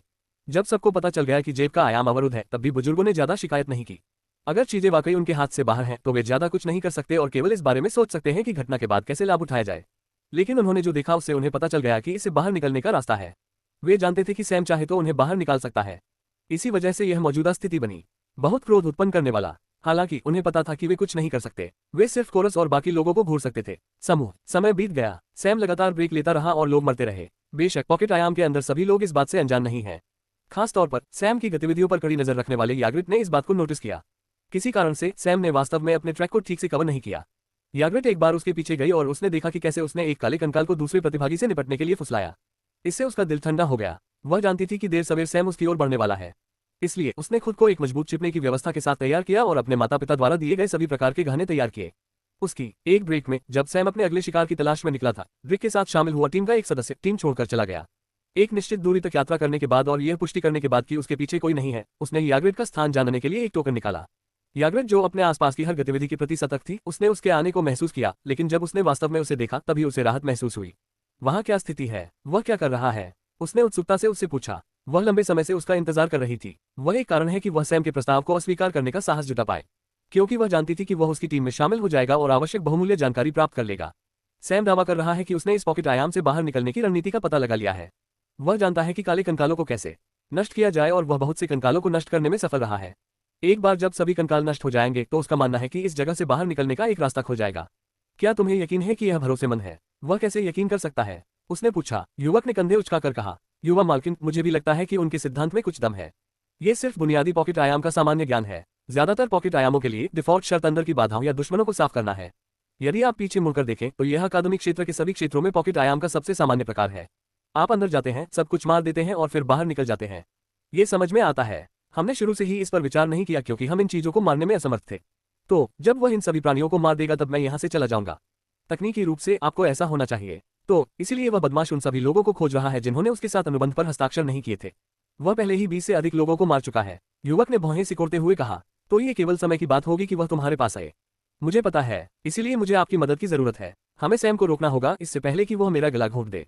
कहना आसान है, करना मुश्किल। क्यों? मैंने अनुबंध पढ़ा है। इसमें स्पष्ट रूप से कहा गया है कि आप लोग इस पॉकेट आयाम से बाहर निकलने के बाद उसे मार नहीं सकते या उसे कोई नुकसान नहीं पहुंचा सकते। अंदर उसे मारने के बारे में कुछ भी उल्लेख नहीं किया गया है। हमें बस टीम के कुछ अन्य लोगों को राजी करना है और सही समय पर सैम पर हमला करना है। वह खत्म हो जाएगा। मुझे यकीन है बाकी सभी लोग इस बात से सहमत होंगे। आखिरकार अनुबंध की कीमत उन पर बहुत ज्यादा भारी पड़ रही है। अगर ये तथ्य न होता कि उनकी जिंदगी दांव पर लगी है तो कोई भी इतनी कीमत चुकाने को तैयार नहीं होता। एक बार फिर ये कहना जितना आसान है, करना उतना आसान नहीं है। अब तक सैम को छोड़कर किसी को नहीं पता कि काले कंकाल को कैसे नष्ट किया जाए। हालांकि हमने उनमें से 2 दर्जन से ज्यादा को नष्ट कर दिया, लेकिन हम में से कोई भी ये पता लगाने में कामयाब नहीं हुआ कि चाल क्या है। वह हमेशा अंतिम प्रहार स्वयं करता था या रश्मा को प्रहार करने का निर्देश देता था। हर बार ये यादृच्छिक था और वह हमेशा एक विशेष स्थान पर केंद्रित हमले पर ध्यान केंद्रित करता था। उन्होंने यहाँ तक कहा कि हमें अंतिम चरण में एक काले कंकाल पर हमला नहीं करना चाहिए क्योंकि वह हमें सचेत करता है। मुझे यकीन है कि उस प्रशिक्षण में हर कोई यह पता लगाने की कोशिश कर रहा है कि सैम का तरीका क्यों काम कर रहा है और इसे कैसे दोहराया जाए, लेकिन मुझे ये भी यकीन है कि कोई भी इसे समझने में कामयाब नहीं हुआ। याग्रिट ने अपने होंठ भींच लिए। वह इस झुंझलाहट को पचा नहीं पा रही है। पहले तो उसे सैम या उसके द्वारा अपने प्रति आकर्षित की गई नफरत की कोई परवाह नहीं थी। वह बस ये सब किसी बड़े राजनीतिक खेल के लिए सोचती थी।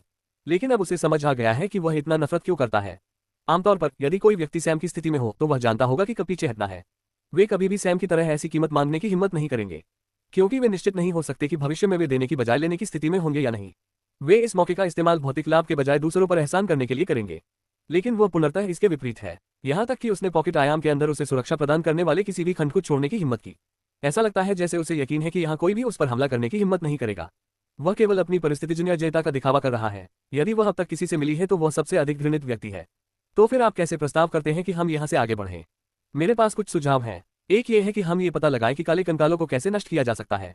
हम सैम को यथासंभव अधिक से अधिक कंकालों से निपटने देंगे और इस दौरान उसकी कमजोरी का पता लगाएंगे। एक बार जब हम इसका पता लगा लेंगे तो हम उसे मार सकते हैं और बाकी योजना को इसी तरह आगे बढ़ा सकते हैं। दूसरा विकल्प यह है कि मैं उसके साथ सौदा कर लूं। मुझे पता है कि तुम अपना हिस्सा और संसाधन देने का जोखिम नहीं उठा सकते, लेकिन मुझे इस तरह की कोई परेशानी नहीं है। मेरे पास कोई संपत्ति नहीं है। अगर मैं दास्ता की प्रतिज्ञा स्वीकार करता हूं तो जो कुछ भी मेरा होना चाहिए था वह मेरे स्वामी का हो जाएगा। इसलिए तकनीकी रूप से उसे कुछ भी नहीं मिलेगा। मैं अभी उससे सौदे के बारे में बात कर सकता हूँ। मैं कहूंगा कि मैं तुम्हारी जान के बदले में बाकी 2/3 हिस्सा उसे दे दूंगा। जैसे ही हम यहाँ से बाहर निकलेंगे मैं तुरंत शपथ ले लूंगा। वह निश्चित रूप से मूर्ख बन जाएगा। याग्रिट ने अविश्वास से युवक की ओर देखा। दास्ता की शपथ कोई छोटी बात नहीं है। यह उन घरों में प्रचलित प्रथा है जिन्हें देवताओं का प्रत्यक्ष वंशज माना जाता है। तेलचिन जैसे घराने, ये भी एक अलग तरह का आत्मा अनुबंध है। एक बार ले लिए जाने के बाद वे अपने स्वामी की इच्छा के विरुद्ध कुछ भी नहीं कर पाएंगे। यहाँ तक कि जब वे साधना कर रहे होते हैं तो परिणामों का एक हिस्सा उनके स्वामी को हस्तांतरित हो जाएगा। यदि स्वामी निकट न हो तो ऊर्जा शरीर के भीतर जमा हो जाएगी और स्थानांतरित होने की प्रतीक्षा करेगी। यदि संचित ऊर्जा एक निश्चित सीमा तक बढ़ जाती है तो सेवक ऊर्जा विस्फोट से मर जाएगा। वे उस ऊर्जा तक पहुंचकर उसे बाहर नहीं निकाल पाते। कम से कम उनमें से ज्यादातर तो ऐसा नहीं कर पाते। केवल कुछ ही लोग कभी इस उपलब्धि को हासिल करने में सफल हो पाए हैं। इस आदमी ने बस उसके लिए अपनी जिंदगी खत्म करने का फैसला किया। एक पल के लिए सारा तनाव गायब हो गया और उसके चेहरे पर हल्की सी लाली छा गई। बेशक उसने इसे नजरअंदाज कर दिया और जल्द ही उसके पिता द्वारा उसके अंदर डाली गई ठंडी सोच ने अपना असर दिखाया।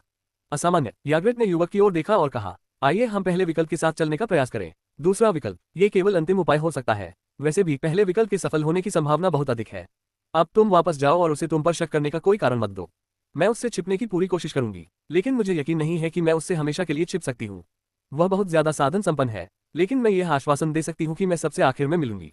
युवक ने सिर हिलाया और चला गया जबकि याग्रिट अपने रास्ते पर चली गई। उसके गायब होने से पहले उसने उसकी पीठ को लालसा से देखा।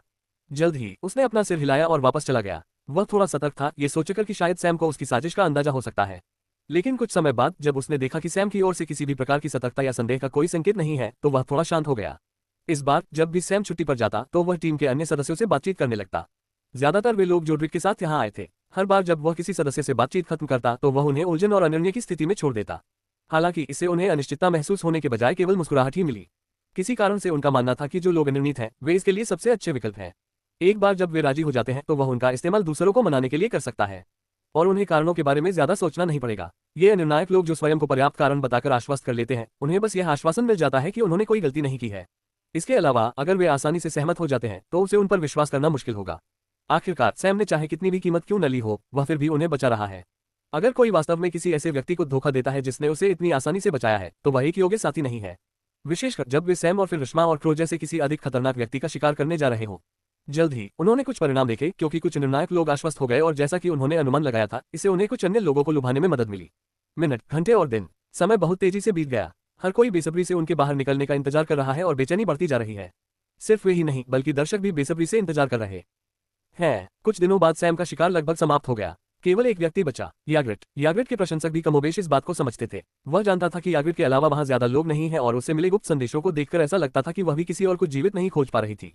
हालांकि अभी भी कुछ कंकाल बचे हुए हैं। उनमें से करीब 10 लोग थे। उनसे निपटने से पहले सैम ने सबको मीटिंग के लिए बुलाया। अब केवल 10 जीव बचे हैं। वे सभी एक ही प्रजाति के हैं। पिछले कुछ दिनों में हमने उनमें से बहुतों से निपटा है, इसलिए हमें भी उनसे निपटने में ज्यादा मेहनत नहीं करनी पड़ेगी।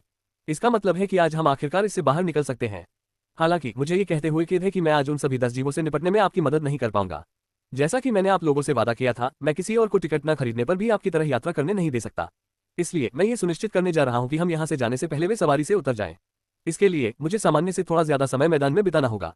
ये चूहा मुझसे छिपकर एक बहुत ही आरामदायक छेद में आ गया है। अब मुझे इसे बाहर लाने के लिए पूरे पहाड़ को खोदना होगा। खैर कोई बात नहीं, मैं कुछ घंटों में यहाँ पहुंच जाऊंगा, पहले 6 जीवों से निपटने से पहले। रश्मा आपको निर्णायक प्रहार करने में मदद करेगी, इसलिए आपको चिंता करने की जरूरत नहीं है। क्रो फॉर्मेशन ऑपरेशन का भी नेतृत्व करेंगे। ऐसा नहीं है कि इस पर ज्यादा ध्यान देने की जरूरत है। हरी ने सैम की ओर देखा और कुछ कहना चाहा, लेकिन उसने कुछ नहीं कहा। सैम ने वहां मौजूद सभी लोगों पर एक नजर डाली। हो सकता है कि याग्रिड का प्रशंसक थोड़ा ज्यादा ही पागल हो, लेकिन उसे लगा कि सैम की नजर उस पर कुछ ज्यादा ही देर तक टिकी रही। उन्होंने इसे बहुत ज्यादा सतर्क होने के तौर पर टाल दिया। उन्होंने ये सुनिश्चित किया कि वे सभी बातचीत को गुप्त रखें। उन्होंने अपने शब्दों में कुछ प्रलोभन भी छोड़े ताकि यह सुनिश्चित हो सके कि अगर कोई इस साजिश को अंजाम देने वाला था तो अब तक वह खुद ही सामने आ चुका होगा। उसने खुद को शांत किया और बाकी लोगों के साथ काम करना शुरू कर दिया। उन्होंने कंकालों को लुभाना शुरू कर दिया। उनके पास अभी जो 10 कंकाल हैं वे सभी बैंगनी स्तर पर हैं। इसलिए उन्हें काले स्तर पर लाना होगा और फिर शिखर स्तर पर लाना होगा और अंत में उन्हें नष्ट करना होगा। इसमें कुछ समय लगेगा, जबकि टीम कड़ी मेहनत कर रही है और उनमें से कई लोग सैम को धोखा देने के विचार रख रहे हैं। सैम एक बड़ी चट्टान पर खड़ा होकर क्षितिज की ओर देख रहा है, जबकि उसने एक दुष्ट मुस्कान के साथ अपना शरीर तान रखा है। ये शिकार दिलचस्प होना चाहिए। मैं चाहता हूं कि तुम देखो कि मेरा विरोध करने के लिए तुम क्या कर सकते हो। उन्होंने यह बात जोर से कही। उन्हें पता था कि दर्शक सुनेंगे और वह ये सुनिश्चित करना चाहते थे कि वे उनके विचार सुने। हेमडाल अकादमी के डीन ने जिस कुर्सी पर बैठे थे उसके आर्मरेस्ट को पकड़ लिया। उस बिंदु से पूरी पत्थर की कुर्सी टुकड़ों में टूट गई। वह खड़ा हुआ और कोरस की ओर देखा, जो अब भी पहले की तरह उदासीन था। आपका छात्र बहुत साहसी है। वह मेरा छात्र नहीं है, लेकिन तुम सही हो, वह बहुत ज्यादा बोल्ड है। शायद तुम्हें उसे यह सिखाना चाहिए था कि इतनी हिम्मत कोई स्वस्थ चीज नहीं है। नहीं, ये थोड़ा ताजा है। आप जानते हैं कि यदि वह मेरी बेटी को एक बाल भी चोट पहुंचाता है तो इसका मतलब होगा हेमडाल अकादमी के साथ एक अपूरणीय युद्ध। ओह, हम उस पुल को बहुत पहले पार कर चुके हैं। जिस दिन तुमने उसे जुआरी अकादमी से बाहर लाने के लिए अपनी सेना भेजी थी, तुम पहले ही नाराज हो गए थे। उस आदमी को भगाओ। मैंने सुना है कि उसने ज़्यूस अकादमी को शर्मिंदा कर दिया, सिर्फ इसलिए कि उनके छात्रों में से एक ने उसके मुंह पर थूक दिया था। सूप, क्या तुम सच में सोचते हो वह उस बकवास को जाने देगा? एक तरह से आप ही वह कारण है जिसके कारण आपकी बेटी को दुख पहुंचेगा। कोरस ने जम्हाई लेते हुए कहा। डीन लगभग अपना आपा खो बैठा। डव जो किनारे पर खड़ी थी उसने कोरस को कोहनी से धक्का दिया। क्या मैं तो मजाक कर रहा हूँ? सबको पता है कि उसकी बेटी ने खुद ही ऐसा किया है। डीन अब और बर्दाश्त नहीं कर सका और उसने एक कदम आगे बढ़ाया। हालांकि इससे पहले कि उसका कदम लोगों के दिमाग में दर्ज हो पाता, उसने अपने सिर के पीछे एक गर्म सांस महसूस की। तुम्हें खुद पर नियंत्रण रखना सीखना चाहिए, सिर्फ इस वजह से गुस्सा करना। तुम्हें पता है, हत्या पर अभी भी प्रतिबंध है। कोरस की आवाज वहां मौजूद सभी लोगों के कानों में ऐसे गूंजी जैसे कि वह कोई फुसफुसाहट हो। डीन का हमला हवा में गायब हो गया। क्रोस को अभी भी उसी जगह देखा जा सकता था जहां वह पहले था। डीन ने पलटकर देखा, वहां कोई नहीं था, लेकिन फिर भी उसकी गर्दन पर गर्माहट के साथ हल्की चुभन महसूस हो रही थी। हल्की चुभन की वजह से उसकी त्वचा पर खून की एक बूंद उभर आई। उसका शरीर कांपने लगा और हृदय भय से भर गया। कोरस ने उसकी ओर देखा और कहा, आप आगे जो होने वाला है उसे मिस नहीं करना चाहेंगे, मुझ पर अपना समय बर्बाद मत कीजिए। डीन ने स्क्रीन पर देखा, फिर क्रोस ने भीड़ की एक खास दिशा में देखा। डव को आश्चर्य हुआ, तुम्हें क्या हो गया? तुम कभी कोई कदम नहीं उठाते। जब अकादमी पर हमला हुआ था तब भी तुमने कोई कदम नहीं उठाया था। जब अकादमी पर हमला हुआ तो लड़ाई पहले ही छिड़ चुकी थी। अब लड़ाई को रोकने के लिए शक्ति प्रदर्शन की आवश्यकता है। कबूतर को कुछ समझ नहीं आया। उसने भी उसी दिशा में देखा जिस दिशा में वह देख रहा था, लेकिन उसे कुछ नहीं मिला सिवाय उस पेड़ के निष्क्रिय भीड़। तभी स्क्रीन पर किसी चीज ने उसका ध्यान आकर्षित किया। सैम एक निश्चित क्षेत्र पर मंडरा रहा है। उसका शरीर धीरे धीरे रूपांतरित हो रहा है। आंशिक बिजली के सम्लन से वह चांदी का हो गया। उसके हाथों में एक भला उभरा जिसमें संघनित बिजली थी। उसने उस बोल्ट को एक निश्चित स्थान पर निशाना साध कर फेंका। तारांकन बूम, बिजली गिरी। विस्फोट के साथ छिपी हुई संरचना अंदर से टूट गई। याग्रेट ने खुलासा किया, जिसने सैम को भयभीत होकर देखा। सैम मुस्कुराया और उस पर एक और बिजली फेंकी। याग्रेट ने हमले को चकमा दिया और अपने दांत पीस लिए। उसने एक दोहरी सीधी तलवार निकाली और आकाश में कूद गया। तारांकन स्वूश। सैम ने उस पर एक और बिजली फेंकी। इस बार उसने बिजली को काट दिया और दरवाजा बंद कर दिया। एक ही समय में दूरी। सैम ने खुद को उससे दूर कर लिया और एक और हमला किया। उसने उसे भी काट डाला और उस पर टूट पड़ी। जब सैम पर हमला होने वाला था तो उसने मौके से गायब हो गया। सैम ने जीभ चिटकाई और ठहाका लगाया। यह एक अच्छा कदम था। याग्रेट सैम से बहुत दूर फिर से प्रकट हुई। उसने अपने हाथ में कुचले हुए ट्रांसफरेंस टोकन के अवशेष गिरा दिए और एक निश्चित दिशा में भागने वाली थी। हालांकि अचानक तारांकन स्वूश, बिजली के एक भले ने उसे झकझोर दिया। यह उसके चेहरे से छूकर निकल गया। बिजली के कट ने उसकी मांसपेशियों को सख्त कर दिया, खास तौर पर उसके चेहरे की मांसपेशियों को। उसकी हरकतें कुछ पल के लिए रुक गईं। सैम को बस यही चाहिए था। तारांकन स्वूश, एक और भला हवा के साथ तेजी से आगे बढ़ा। यह उसकी हथेली पर गिरा, ठीक उसकी उंगलियों पर। उसके बाएं हाथ की छोटी उंगली फट गई। न केवल उसकी उंगली चली गई, बल्कि बिजली ने स्टंप को जलाकर राख कर दिया। एक क्षण के लिए याग्रेट को ऐसा महसूस हुआ जैसे उसकी जिंदगी छीन ली गई हो। उसने तुरंत एक और ट्रांसफरेंस टोकन सक्रिय किया। बिजली का बोल्ट उसके बाल भर से चुक गया। जब वह नए स्थान पर फिर से प्रकट हुई तो उसने मुड़कर भी नहीं देखा। उसने एक और ट्रांसफरेंस टोकन निकाला और उसका इस्तेमाल एक यादृच्छिक दिशा में यात्रा करने के लिए किया। फिर एक और टोकन और अंततः तीसरे पड़ाव पर उसने जल्दी से एक रक्षात्मक अवरोधक टोकन का उपयोग किया जिसने उसे एक पारदर्शी अवरोधक से घेर लिया। तारांकन बूम। जैसे ही उसने ऐसा किया, बिजली का एक बोल्ट आया और उससे टकराया। गोलाकार अवरोध ने उसे अंदर रोक लिया। ये बहुत अच्छा है। इसने हमले को पूरी तरह से उस तक पहुंचने से रोक दिया। हालांकि ये वास्तव में उतना ठोस और स्थिर नहीं था जितना वह चाहती थी। प्रभाव से गोला उछलती हुई गेंद की तरह उड़ गया। वह रुकने से पहले कुछ चट्टानों और मलबे से टकरा गई। याग्रेट को झटका लगा। उसका दिमाग उलझन में था और वह अपनी जगह का भी अंदाजा नहीं लगा पा रही थी, लेकिन वह किसी और चीज को समझने में सफल रही। खतरे का एहसास। तारांकन स्वूश बूम। बिजली ने गोले को स्टॉप से मारा और इस बार यह उछलकर दूर नहीं गया और इसने गेंद को भी नहीं उड़ाया। इसके बजाय बोल्ट अवरोध को दबा रहा है, जिससे यह जमीन में और गहरा धंस रहा है। याग्रेट ने कभी इतना असहाय महसूस नहीं किया। जैसे ही उसने देखा कि बैरियर के आसपास मिट्टी की ऊंचाई बढ़ रही है, उसका पहला इरादा बैरियर को निष्क्रिय करके भाग जाने का है। हालांकि उसने देखा कि जैसे ही वह बैरियर को निष्क्रिय करेगी, बोल्ट उसके पास आ जाएगा। इसकी गति की दिशा, यह उसके लिए लक्षित है। उसने ट्रांसफरेंस टोकन के भंडार की जांच की। कुछ है, लेकिन उतने नहीं जितने वह चाहती थी। उसने बेचैनी से एक घूंट भरा और एक टोकन निकाला। उसने उसे कुचल दिया। जैसे ही वह अदृश्य हुई, अवरोध चमक के एक ढेर में बदल गया। सैम भी उसके पीछे पीछे अगले स्थान पर चला गया। पीछा जारी रहा। इस बीच पॉकेट आयाम के बाहर थोर अकादमी में दर्शक पहले से कहीं ज्यादा तनावग्रस्त हो गए। कोरस, जो आमतौर पर शांत रहता है, वह भी दृश्य को ध्यान से देख रहा है, जबकि डव सैम के प्रति अपने दृष्टिकोण के बारे में दूसरे विचार कर रहा है। उसने उसे टीम मुकाबला प्रतियोगिता में शामिल किया। ये बहुत पहले से बंद हो चुका है। वह जानती थी कि वह जुआरी अकादमी में बहुत अधिक दबाव लाएगा। उसका इरादा उस दबाव का इस्तेमाल जुआरी अकादमी को धार देने के लिए करना था। उसे लगा कि शायद उसने अपनी क्षमता से अधिक काम ले लिया है। वह हिमडाल अकादमी की चौथी कक्षा के बच्चों की ओर देखने लगी। वे उसे ऐसे देख रहे थे जैसे वे किसी ऐसे शिकार को देख रहे हो जो अभी अभी अपने चरम पर पहुंचा हो। वह जानती थी कि मौका मिलते ही वे उसका सिर काट डालेंगे। जिस तरह से वह याग्रेट को संभाल रहा है, उसे देखते हुए उसे संदेह है कि क्या हिमडाल अकादमी उसे लंबे समय तक रोक पाएगी और हत्या न करने के नियम को नहीं तोड़ पाएगी। उसने ये भी देखा कि कोरस कितना तनावपूर्ण हो गया है। क्या हो रहा है? तुम अजीब व्यवहार कर रहे हो। तुम्हारी वजह से टीम बेचैन हो रही है। कोरस की त्योरियां चढ़ गई, लेकिन वह कुछ नहीं बोला। उसने बस स्क्रीन को देखा और फिर भीड़ में उसी जगह को देखने के लिए मुड़ा। इस बीच वापस अंदर आकर याग्रेट को लगा कि वह अपने सबसे बुरे सपने से गुजर रही है। वह जहां भी जाती, सैम उसके पीछे होता। वह ऐसे चलता था जैसे वह उसकी छाया में रह रहा हो। उसने जो भी मोड़ लिया, जो भी चाल चली, चाहे उसने जो भी इस्तेमाल किया, वह हर मोड़ पर रास्ता खोजने में कामयाब रहा और उन्हें नष्ट कर दिया। लेकिन यह इसका सबसे डरावना हिस्सा भी नहीं है। इस पीछा करने की प्रक्रिया में उसने कई बार उसे साफ मौके दिए हैं। हालांकि सैम ने इसे नहीं लिया। इसके बजाय उसने जो भी हमला किया, वह हमेशा उस जगह पर लगा जहां वह जानलेवा नहीं था। उसने उसकी उंगलियां, उसके पैर की उंगलियां निकाल ली। उसने तब तक इंतजार किया जब तक वह फिर से भागने के लिए खुद को ठीक नहीं कर लेती। वह उसके पीछे गया। उसे बिजली के बोल्टों से मारा, जिससे उसके शरीर पर बमुश्किल कुछ कट लगे और वह पूरी तरह से झुलस गई। वह जमीन पर गिर पड़ी। उसके कुछ दांत टूट गए। पूरे शरीर पर चोटें आईं।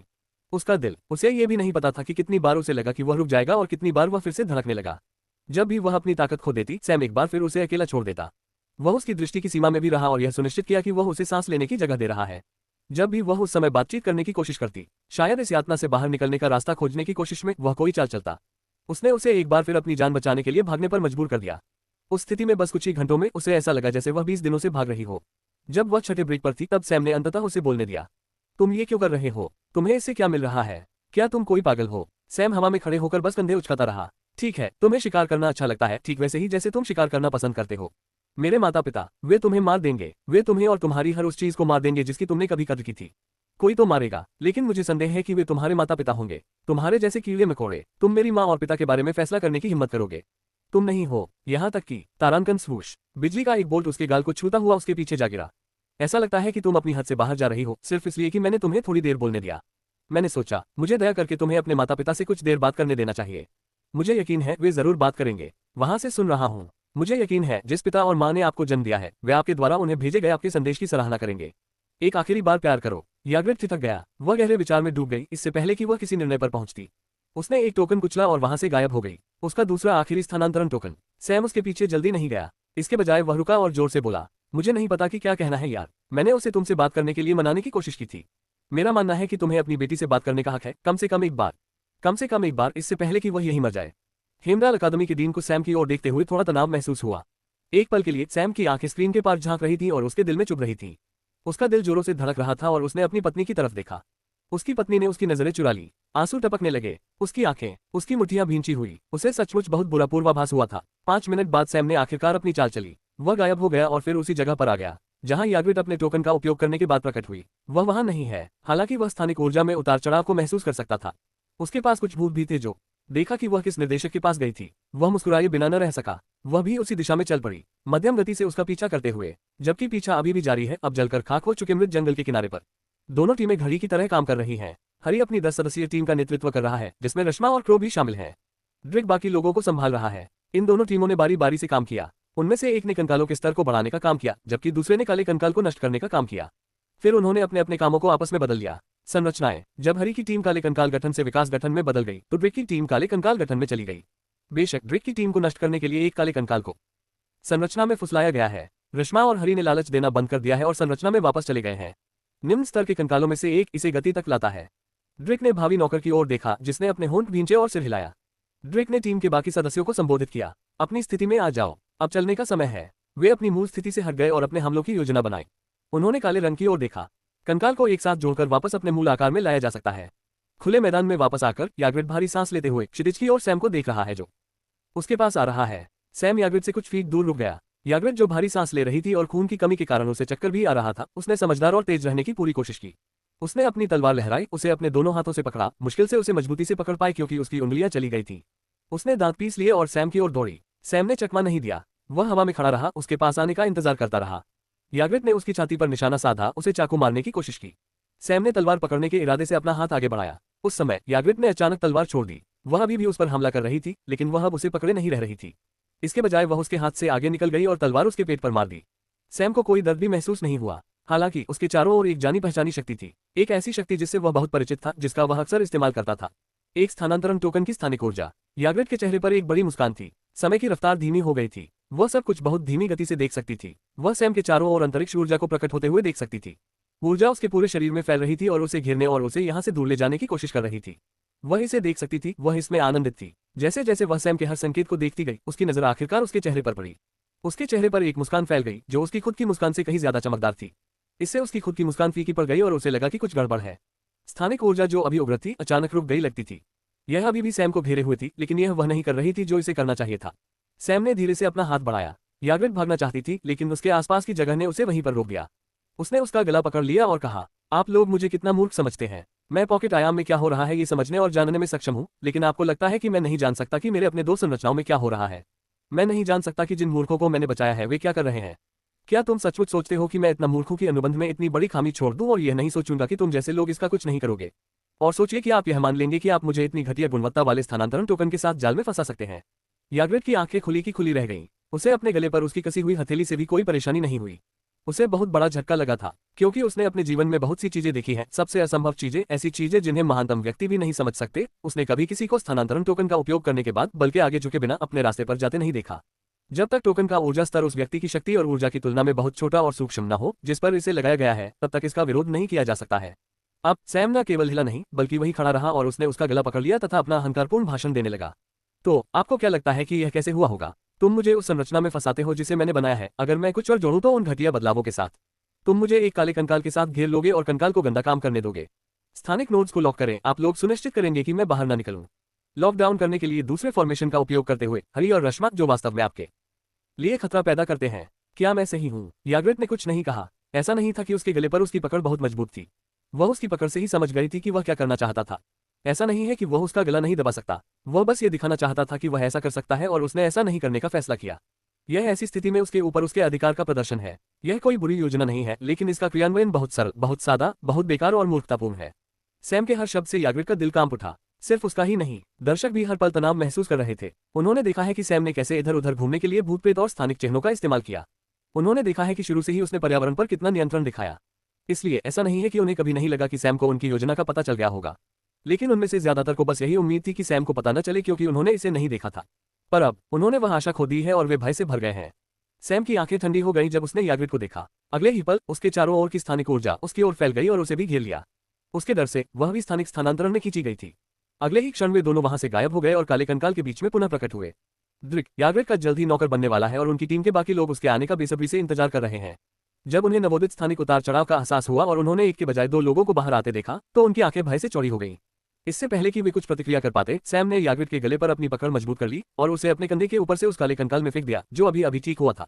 याग्रिड, उसका भावी नौकर चिल्लाया और उसकी ओर दौड़ा। इसे रोको, तुम अपनी जगह से नहीं हट सकते। ड्रिक ने भी जोर से चिल्लाने की कोशिश की, लेकिन किसी कारण से उसकी आवाज ऊपर नहीं आ पाई। ये धीमी थी, लगभग फुसफुसाहट जैसी। ये सब इसलिए क्योंकि गठन थोड़ा बदल गया था। आसपास की मृत्यु ऊर्जा के साथ आने वाली हत्या की मंशा बड़ी मात्रा में अंदर खींची जाने लगी। यह इतनी सघन और शक्तिशाली है कि यह हवा में प्रकट होने लगी ताकि वे इसे अपनी नंगी आंखों से देख सकें। उसकी आवाज और सांस भी दब गई थी। उसका शरीर बहुत शक्तिहीन महसूस कर रहा था। ब्लैक कंकाल और सैम ही ऐसे लोग थे जिन्हें इससे कोई दबाव महसूस नहीं हुआ। इसके बजाय उन्हें लगा कि वे किसी चीज पर हैं। घर काला कंकाल भड़क उठा। उसने अपना हाथ याग्रिड के दिल में घुसा दिया, जिससे वह एक ही बार में मर गई। दूसरे हाथ ने अगले ही पल नौकर के दिल में अपना हाथ घुसा दिया। 2 लोग मारे गए। ड्रिक की टीम कंकाल के खिलाफ लड़ना चाहती थी। वे अब तक ऐसा करने में कामयाब रहे, लेकिन वे सफल नहीं हो पाए। उन्होंने पाया कि जिस संरचना ने उनकी मदद की थी और उन्हें इन कंकाल प्राणियों के खिलाफ लड़ने में सक्षम बनाया था, वह अब उन्हें बाधा पहुंचा रही है और कंकाल के लिए उन्हें मारना आसान बना रही है। जब उन्होंने उस गिरोह को तोड़कर भागने की कोशिश की तो उन्हें एहसास हुआ कि उन्होंने जो योजना बनाई थी उसने उन्हें ही नुकसान पहुंचाया है, वह भी बहुत छोटा सा। सैम ने बिना उनकी जानकारी के फॉर्मेशन में छेड़छाड़ की है। इसने मूल रूप से किसी भी व्यक्ति को फॉर्मेशन से बाहर जाने से रोकने की सुविधा को सक्षम किया। हालांकि इसने सैम को नहीं रोका, इसके बजाय इसने टीम के सदस्यों पर ध्यान केंद्रित किया। सैम बिजली के समलन के साथ हवा में मंडरा रहा था। उसने बिजली के बोल्ट फेंकना शुरू कर दिया जैसे कोई देवता मनुष्यों पर न्याय की बौछार कर रहा हो। सैम, चलो चलते हैं, मुझे जाने दो, मुझे माफ कर दो, मुझे मजबूर किया गया था। गिड़गिड़ाने की चीखें निकलने लगी। हालांकि चिल्लाने वाले ही सबसे पहले थे। मारा जाएगा। जल्द ही चीखें शांत हो गईं। फिर आवाज भी बंद हो गई। अंदर जो कुछ बचा था वह था सैम और कंकाल। सैम ने अपनी उंगलियां चटकाई और संरचना एक बार फिर बदल गई। कंकाल जो अब तक उग्र था नीचे जाने लगा। वह हिल नहीं पा रहा था। सैम ने जब उस पर हमला किया तो वह वहीं जम गया।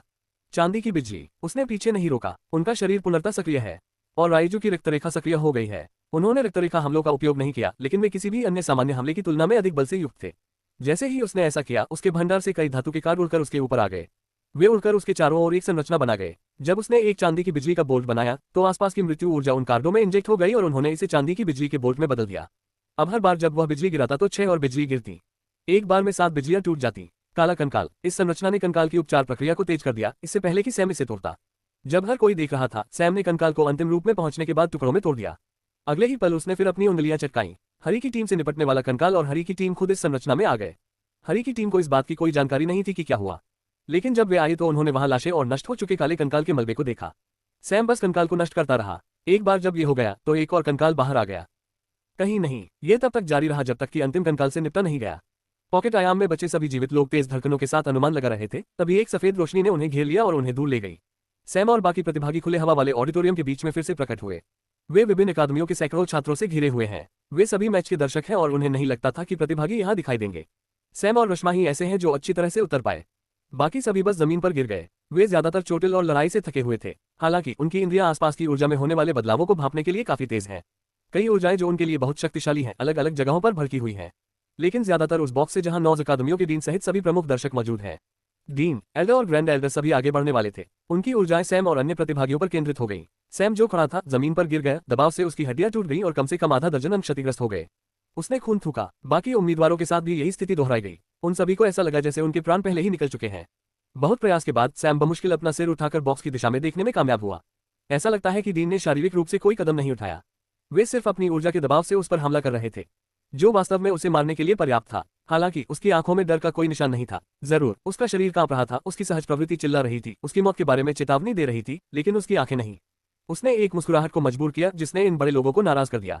जब वे काम खत्म करने वाले थे, बस बहुत हो गया, गर्म सिर। हवा की फुसफुसाहट जैसी आवाज पूरे अकादमी में गूंज उठी। डीन और बड़े बुजुर्ग जो सिर्फ अपनी शक्तियों का प्रदर्शन कर रहे थे, सैम और अन्य प्रतिभागियों को चींटियों की तरह कुचलने की कोशिश कर रहे थे, अपने स्थानों पर कांप रहे थे। उनकी एकाग्रता टूट गई, जिससे दबाव गायब हो गया। कोरस अपनी सीट से खड़ा हुआ और बोला, आप में से किसी को भी आगे बढ़ने का अधिकार नहीं है। प्रतियोगिता के दिशा निर्देशों में सख्ती से कहा गया है कि प्रतियोगिता में जो कुछ भी हुआ उसका बदला लेना हमारे अकादमिक क्षेत्र के नियमों का उल्लंघन है। इसलिए अपनी किस्मत को न आजमाएं और अपनी जगह पर बने रहें। हंसी। कोरस ने भीड़ के भीतर से हंसी सुनी और उसने अपनी चाल चली। हेमडाल अकादमी की सबसे बड़ी बुजुर्ग याग्रेट की मां ने अपनी चाल चली। कोरस ने अपनी हथेली से उसके खंजर को रोका क्योंकि उसकी और उसकी दोनों आकृतियां सैम के सामने आ गई थीं। दुर्घटना के बाद के झटके ने उसे उड़ा दिया। वह जमीन पर गिर गया, मुश्किल से अपना सिर उठा पाया। हेमडाल अकादमी के डीन ने उस पर हमला करने का मौका लिया। धमाका तलवार ने सैम के गले पर निशाना साधा। सभी ने सोचा कि वह खत्म हो गया है, लेकिन आखिरी क्षण में धमाका बिजली की एक चकाचौंध भरी टक्कर के साथ तलवार को उसके रास्ते में रोक दिया गया। नीली बिजली से ढके एक हथौड़े से, मेरे रास्ते से हट जाओ ओलाफ, मुझे इस आदमी को मारना है। और क्या, 9 अकादमियों पर देवताओं का प्रकोप लाना। वह बच्चा इस क्षेत्र को सुरक्षित और स्वस्थ छोड़ देता है। इस प्रतियोगिता के आयोजक के रूप में यह मेरी जिम्मेदारी है। आज रात कोई भी मरने वाला नहीं है, सिवाय उन लोगों के जो वास्तव में मारने की कोशिश कर रहे हैं। इसलिए आप, आपकी पत्नी और आपकी अकादमी से जुड़े सभी लोग, मैं आपको मारने से पहले यहाँ से चले जाएं। हेमडाल अकादमी के डीन ने ओलाफ को पीछे देखा और उसकी नजर सैम पर पड़ी। उसके चेहरे पर उस टेढ़ी मुस्कान ने डीन की हत्या की मंशा को और भड़का दिया। हालांकि वह जानता था कि इस समय ओलाफ से लड़ना ठीक नहीं है, इसलिए संकोच ने उसे अंदर से घेर लिया। तुम काया हो? वह मेरा बेटा है, तुम कैसे सोच सकते हो? उसकी पत्नी की चीखें पीछे से आई और इससे उसका दिल थोड़ा दहल गया, लेकिन वो चीखें बीच में ही रुक गईं। तारांकन पर कोरस के थप्पड़ ने उसे वहीं बेहोश कर दिया। तुम बहुत मुश्किल हो, मुझे आश्चर्य है कि उसका पति तुम्हें कैसे सहन कर रहा है। स्थिति को संभालने की उसकी इत्मीनान भरी गति से हर कोई बेवकूफों की तरह लग रहा था। उसने न केवल उसके आश्चर्यजनक हमले को रोका, बल्कि उसे एक थप्पड़ से बेहोश भी कर दिया। जबकि कोरस एक बुजुर्ग है, वह महिला एक ग्रैंड बुजुर्ग है। उनके अनुभव में दशकों या सदियों के अंतर के अलावा उसे दोनों के बीच मजबूत हिस्सा भी माना जाता है। लेकिन जिस तरह से उसने उससे निपटा, उसने उन्हें कुछ दिनों पहले गैम्बलर अकादमी द्वारा दी गई वास्तविकता की जांच की याद दिला दी। जब लिंग टियान ने थेरॉन को अपनी बात बताई और उनके बचाव ने सामूहिक रूप से 2 क्षेत्रों की सभी अन्य अकादमियों को पैकिंग करने पर मजबूर कर दिया। अब उनके बुजुर्ग ने हेमडाल अकादमी के एक ग्रैंड बुजुर्ग को लापरवाही से बंद कर दिया। वह ओलाफ की ओर मुड़ा और कहा, अपना काम करने के लिए धन्यवाद। अब अगर आप उन छात्रों को भी गैम्बलर अकादमी के छात्रों को घूरना बंद करने के लिए कह सकते हैं तो ये बहुत अच्छा होगा। डोव नाम की वह लड़की अपने नाम के विपरीत शांतिप्रिय प्राणी नहीं है। मैंने उसे एक प्रशिक्षक का सिर काले पत्थर की पटिया पर पटकते देखा, सिर्फ इसलिए क्योंकि उसने उसे गलत नजर से देखा था। मैं वादा नहीं कर सकता कि अगर वे ऐसा करते रहे तो वह उनकी आंखें नहीं नोच लेगी। ओलाफ ने पलटकर छात्रों की ओर देखा। उसकी ठंडी नजर ने उन्हें उसकी नजरों से मिलने में असमर्थ बना दिया। कोरस ने सैम की ओर मुड़कर पूछा, क्या तुम अपना ख्याल रख सकते हो? सैम ने मुश्किल से अपना हाथ उठाया और उसे अंगूठा दिखाया। अपनी ऊर्जा के साथ जो उसे मुश्किल से मिली थी, वाइनगॉड उसके भंडारण से उड़कर उसके मुंह में चली गई। उसी समय भंडारण से एक इंजेक्शन निकला जिसमें एक विशेष उपचार ऊर्जा तरल कैप्सूल था। उसने इसे अपने अंदर इंजेक्ट किया। जैसे ही उसके अंदर से भारी मात्रा में ऊर्जा तरंगें निकली, उसकी रिकवरी तेजी से हुई। जैसे ही वह खड़ा होने वाला था, कोरस जो दूर खड़ा था उसके ठीक बगल में आ गया। उसने अपनी हथेली को नीचे पटकते हुए घनी ऊर्जा से भर दिया। हर कोई चौंक गया। उन्हें लगा कि कोरस कुछ ही सेकंड में पागल हो गया है और अब सैम पर हमला कर रहा है। ये लगभग ऐसा है जैसे उसने दूसरों को खुद को बाहर निकालने से रोक दिया हो। हालांकि हथेली उसके पास से निकलकर जमीन पर जा गिरी और वह खुल गई। उसका हाथ अंदर गया और उसने उसमें से एक इंसान को बाहर निकाला। उसने उस आदमी को अपने कंधे पर घुमाया और उसे जमीन पर पटक दिया जैसे कि वह किसी रैगडॉल को झुला रहा हो। सैम ने एक बार भी नहीं हिलाया। उसके चेहरे पर बस एक मुस्कान थी जब उसने उस आदमी को देखा और फिर हेमडाल अकादमी के ग्रैंड एल्डर को देखा।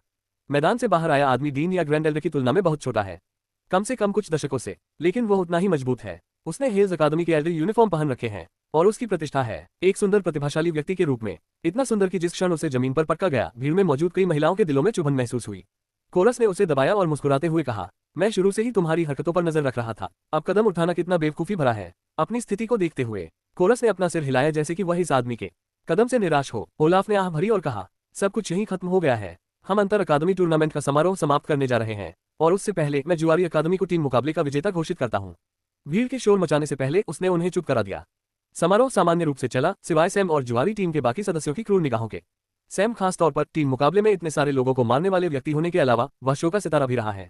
उसने हथियार बनाने, गठन और शिलालेख प्रतियोगिताओं में बेहतरीन प्रदर्शन किया। सोलो कॉम्बैट और टीम कॉम्बैट में उसकी उच्च रैंकिंग भी छोटी नहीं है। वह टूर्नामेंट का सबसे बड़ा विजेता है और उसकी वजह से जुआरी अकादमी दूसरे ग्रेड स्तर पर सबसे बड़ी विजेता बन गई। बाकी लोगों ने भी इतना बुरा प्रदर्शन नहीं किया, इसलिए उनकी रैंकिंग निश्चित रूप से बढ़ेगी। जब सैम टीम कॉम्बैट प्रतियोगिता के लिए पुरस्कार लेने के लिए मंच पर था तो उसने मुस्कुराते हुए कहा, मेरे पास यहाँ सभी के लिए एक उपहार है। ओलाफ ने तनाव में आकर कहा, तुमने बहुत कुछ कर लिया सैम, कृपया तनाव को और न बढ़ाओ जो पहले से ही है। ठीक है, मैं अपनी इच्छा से यहाँ नहीं हूँ, इसलिए जिन लोगों ने मुझे यहाँ आने पर मजबूर किया है उन्हें इसके लिए जिम्मेदार ठहराया जाना चाहिए। मुझे एहसास है कि देवता उतने समझदार और सर्वज्ञ नहीं है जितना मैं उन्हें मानता था, अन्यथा तुम इस तरह से हम पर नहीं थोपे जाते। तुमने वह हिस्सा सही कहा। जैसे ही सैम ने ये कहा, उसने एक क्यूब निकाला और उसे हवा में फेंक दिया। फ्लैश कई छवियां चमक उठी जो वहां मौजूद सभी लोगों की आंखों में विभिन्न जानकारी छाप रही थी। उसने हेल्स अकादमी की बड़ी वर्दी पहन रखी है और उसकी प्रतिष्ठा है एक सुंदर प्रतिभाशाली व्यक्ति के रूप में। इतना सुंदर कि जिस क्षण उसे जमीन पर पटका गया, भीड़ में मौजूद महिलाओं के एक समूह के दिल में चुभन महसूस हुई। कोरस ने उसे दबाया और मुस्कुराते हुए कहा, मैं शुरू से ही तुम्हारी हरकतों पर नजर रख रहा था। अब कदम उठाना कितना बेवकूफी भरा है। अपनी स्थिति को देखते हुए कोरस ने अपना सिर हिलाया जैसे वह इस आदमी के कदम से निराश हो। ओलाफ ने आह भरी और कहा, यहाँ सब कुछ खत्म हो गया है। हम अंतर अकादमी टूर्नामेंट का समारोह खत्म करने जा रहे हैं और उससे पहले मैं जुआरी अकादमी को टीम मुकाबले का विजेता घोषित करता हूँ। इससे पहले कि भीड़ हंगामा मचाती, उसने उन्हें चुप करा दिया। समारोह बहुत सामान्य रूप से चला, सिवाय सैम और जुआरी टीम के बाकी सदस्यों की क्रूर निगाहों के। सैम खास तौर पर टीम मुकाबले में इतने सारे लोगों को मारने वाले व्यक्ति होने के अलावा वह शो का स्टार भी रहा है। उसने हथियार बनाने, गठन और शिलालेख प्रतियोगिताओं में शानदार प्रदर्शन किया। सोलो कॉम्बैट और टीम कॉम्बैट में उसकी उच्च रैंकिंग भी छोटी नहीं है। वह टूर्नामेंट का सबसे बड़ा विजेता है और उसकी वजह से गैम्बलर अकादमी दूसरे ग्रेड स्तर में सबसे बड़ी विजेता बन गई। दूसरों ने भी इतना बुरा प्रदर्शन नहीं किया, इसलिए उनकी रैंकिंग निश्चित रूप से बढ़ेगी। जब सैम टीम कॉम्बैट प्रतियोगिता के लिए पुरस्कार लेने के लिए मंच पर था तो उसने मुस्कुराते हुए कहा, मेरे पास यहाँ सभी के लिए एक उपहार है। ओलाफ ने तनाव में आकर कहा, तुमने बहुत कुछ कर लिया है सैम, कृपया तनाव को और न बढ़ाओ जो तुमने पहले ही बढ़ा दिया है। ठीक है, मैं यहाँ अपनी इच्छा से नहीं हूँ, इसलिए जिन लोगों ने मुझे यहाँ आने के लिए मजबूर किया है उन्हें इसके लिए जिम्मेदार ठहराया जाना चाहिए। मुझे एहसास है कि देवता उतने समझदार और सर्वज्ञ नहीं है जितना मैंने उन्हें माना था, अन्यथा तुम इस तरह से हम पर नहीं आते। तुमने वह हिस्सा सही समझा। जैसे ही सैम ने ये कहा, उसने एक क्यूब निकाला और उसे हवा में फेंक दिया। फ्लैश कई छवियां चमक उठी जो वहां उपस्थित सभी लोगों की आंखों में विभिन्न जानकारी अंकित कर गई। उसने हेल्स अकादमी की बड़ी वर्दी पहन रखी है और उसकी प्रतिष्ठा है एक सुंदर प्रतिभाशाली व्यक्ति के रूप में। इतना सुंदर कि जिस क्षण उसे जमीन पर पटका गया, भीड़ में मौजूद महिलाओं के एक समूह के दिल में चुभन महसूस हुई। कोरस ने उसे दबाया और मुस्कुराते हुए कहा, मैं शुरू से ही तुम्हारी हरकतों पर नजर रख रहा था, अब कदम उठाना कितना बेवकूफी भरा है। अपनी स्थिति को देखते हुए कोरस ने अपना सिर हिलाया जैसे वह इस आदमी के कदम से निराश हो। ओलाफ ने आह भरी और कहा, यहाँ सब कुछ खत्म हो गया है। हम अंतर अकादमी टूर्नामेंट का समारोह खत्म करने जा रहे हैं, और उससे पहले मैं जुआरी अकादमी को टीम मुकाबले का विजेता घोषित करता हूँ। इससे पहले की भीड़ हंगामा मचाती, उसने उन्हें चुप करा दिया। समारोह बहुत सामान्य रूप से चला, सिवाय सैम और जुआरी टीम के बाकी सदस्यों की क्रूर निगाहों के।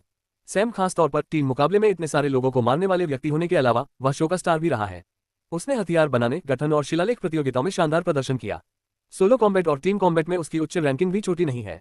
वह टूर्नामेंट का सबसे बड़ा विजेता है, और उसकी वजह से गैम्बलर अकादमी दूसरे ग्रेड स्तर में सबसे बड़ी विजेता बन गई। दूसरों ने भी इतना बुरा प्रदर्शन नहीं किया, इसलिए उनकी रैंकिंग निश्चित रूप से बढ़ेगी। जब सैम टीम कॉम्बैट प्रतियोगिता के लिए पुरस्कार लेने के लिए मंच पर था, तो उसने मुस्कुराते हुए कहा, मेरे पास यहाँ सभी के लिए एक उपहार है। ओलाफ ने तनाव में आकर कहा, तुमने बहुत कुछ कर लिया है सैम, कृपया तनाव को और न बढ़ाओ जो तुमने पहले ही बढ़ा दिया है। ठीक है, मैं यहाँ अपनी इच्छा से नहीं हूँ, इसलिए जिन लोगों ने मुझे यहाँ आने के लिए मजबूर किया है उन्हें इसके लिए जिम्मेदार ठहराया जाना चाहिए। मुझे एहसास है कि देवता उतने समझदार और सर्वज्ञ नहीं है जितना मैंने उन्हें माना था, अन्यथा तुम इस तरह से हम पर नहीं आते। तुमने वह हिस्सा सही समझा। जैसे ही सैम ने ये कहा, उसने एक क्यूब निकाला और उसे हवा में फेंक दिया। फ्लैश कई छवियां चमक उठी, जो वहां उपस्थित सभी लोगों की आंखों में विभिन्न जानकारी अंकित कर गई। टीम कॉम्बैट में इतने सारे लोगों को मारने वाले व्यक्ति होने के अलावा वह शो का स्टार भी रहा है। उसने हथियार बनाने, गठन और शिलालेख प्रतियोगिताओं में शानदार प्रदर्शन किया।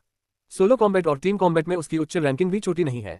वह टूर्नामेंट का सबसे बड़ा विजेता है, और उसकी वजह से गैम्बलर अकादमी दूसरे ग्रेड स्तर में सबसे बड़ी विजेता बन गई। दूसरों ने भी इतना बुरा प्रदर्शन नहीं किया, इसलिए उनकी रैंकिंग निश्चित रूप से बढ़ेगी। जब सैम टीम कॉम्बैट प्रतियोगिता के लिए पुरस्कार लेने के लिए मंच पर था, तो उसने मुस्कुराते हुए कहा, मेरे पास यहाँ सभी के लिए एक उपहार है। ओलाफ ने तनाव में आकर कहा, तुमने बहुत कुछ कर लिया सैम, कृपया तनाव को और न बढ़ाओ जो पहले से ही है। ठीक है, मैं अपनी इच्छा से यहाँ नहीं हूँ, इसलिए जिन लोगों ने मुझे यहाँ आने पर मजबूर किया है उन्हें इसके लिए जिम्मेदार ठहराया जाना चाहिए। मुझे एहसास है कि देवता उतने समझदार और सर्वज्ञ नहीं है जितना मैं उन्हें मानता था, अन्यथा तुम इस तरह से हम पर नहीं थोपे जाते। तुमने वह हिस्सा सही कहा। जैसे ही सैम ने ये कहा, उसने एक क्यूब निकाला और उसे हवा में फेंक दिया। फ्लैश कई छवियां चमक उठी, जो वहां मौजूद सभी लोगों की आंखों में विभिन्न जानकारी छाप रही थी। टीम कॉम्बैट में इतने सारे लोगों को मारने वाले व्यक्ति होने के अलावा वह शो का स्टार भी रहा है। उसने हथियार बनाने, गठन और शिलालेख प्रतियोगिताओं में शानदार प्रदर्शन किया। सोलो कॉम्बैट और टीम कॉम्बैट में उसकी उच्च रैंकिंग भी छोटी नहीं है। वह टूर्नामेंट का सबसे बड़ा विजेता है, और उसकी वजह से गैम्बलर अकादमी दूसरे ग्रेड स्तर पर सबसे बड़ी विजेता बन गई। दूसरों ने भी इतना बुरा प्रदर्शन नहीं किया, इसलिए उनकी रैंकिंग निश्चित रूप से बढ़ेगी। जब सैम टीम कॉम्बैट प्रतियोगिता के लिए पुरस्कार लेने के लिए मंच पर था, तो उसने मुस्कुराते हुए कहा, मेरे पास यहाँ सभी के लिए एक उपहार है। ओलाफ ने तनाव में आकर कहा, तुमने बहुत कुछ कर लिया सैम, कृपया तनाव को और न बढ़ाओ जो पहले से ही है। ठीक है, मैं अपनी इच्छा से यहाँ नहीं हूँ, इसलिए जिन लोगों ने मुझे यहाँ आने पर मजबूर किया है उन्हें इसके लिए जिम्मेदार ठहराया जाना चाहिए। मुझे एहसास है कि देवता उतने समझदार और सर्वज्ञ नहीं है जितना मैं उन्हें मानता था, अन्यथा तुम इस तरह से हम पर नहीं थोपे जाते। तुमने वह हिस्सा सही कहा। जैसे ही सैम ने ये कहा, उसने एक क्यूब निकाला और उसे हवा में फेंक दिया।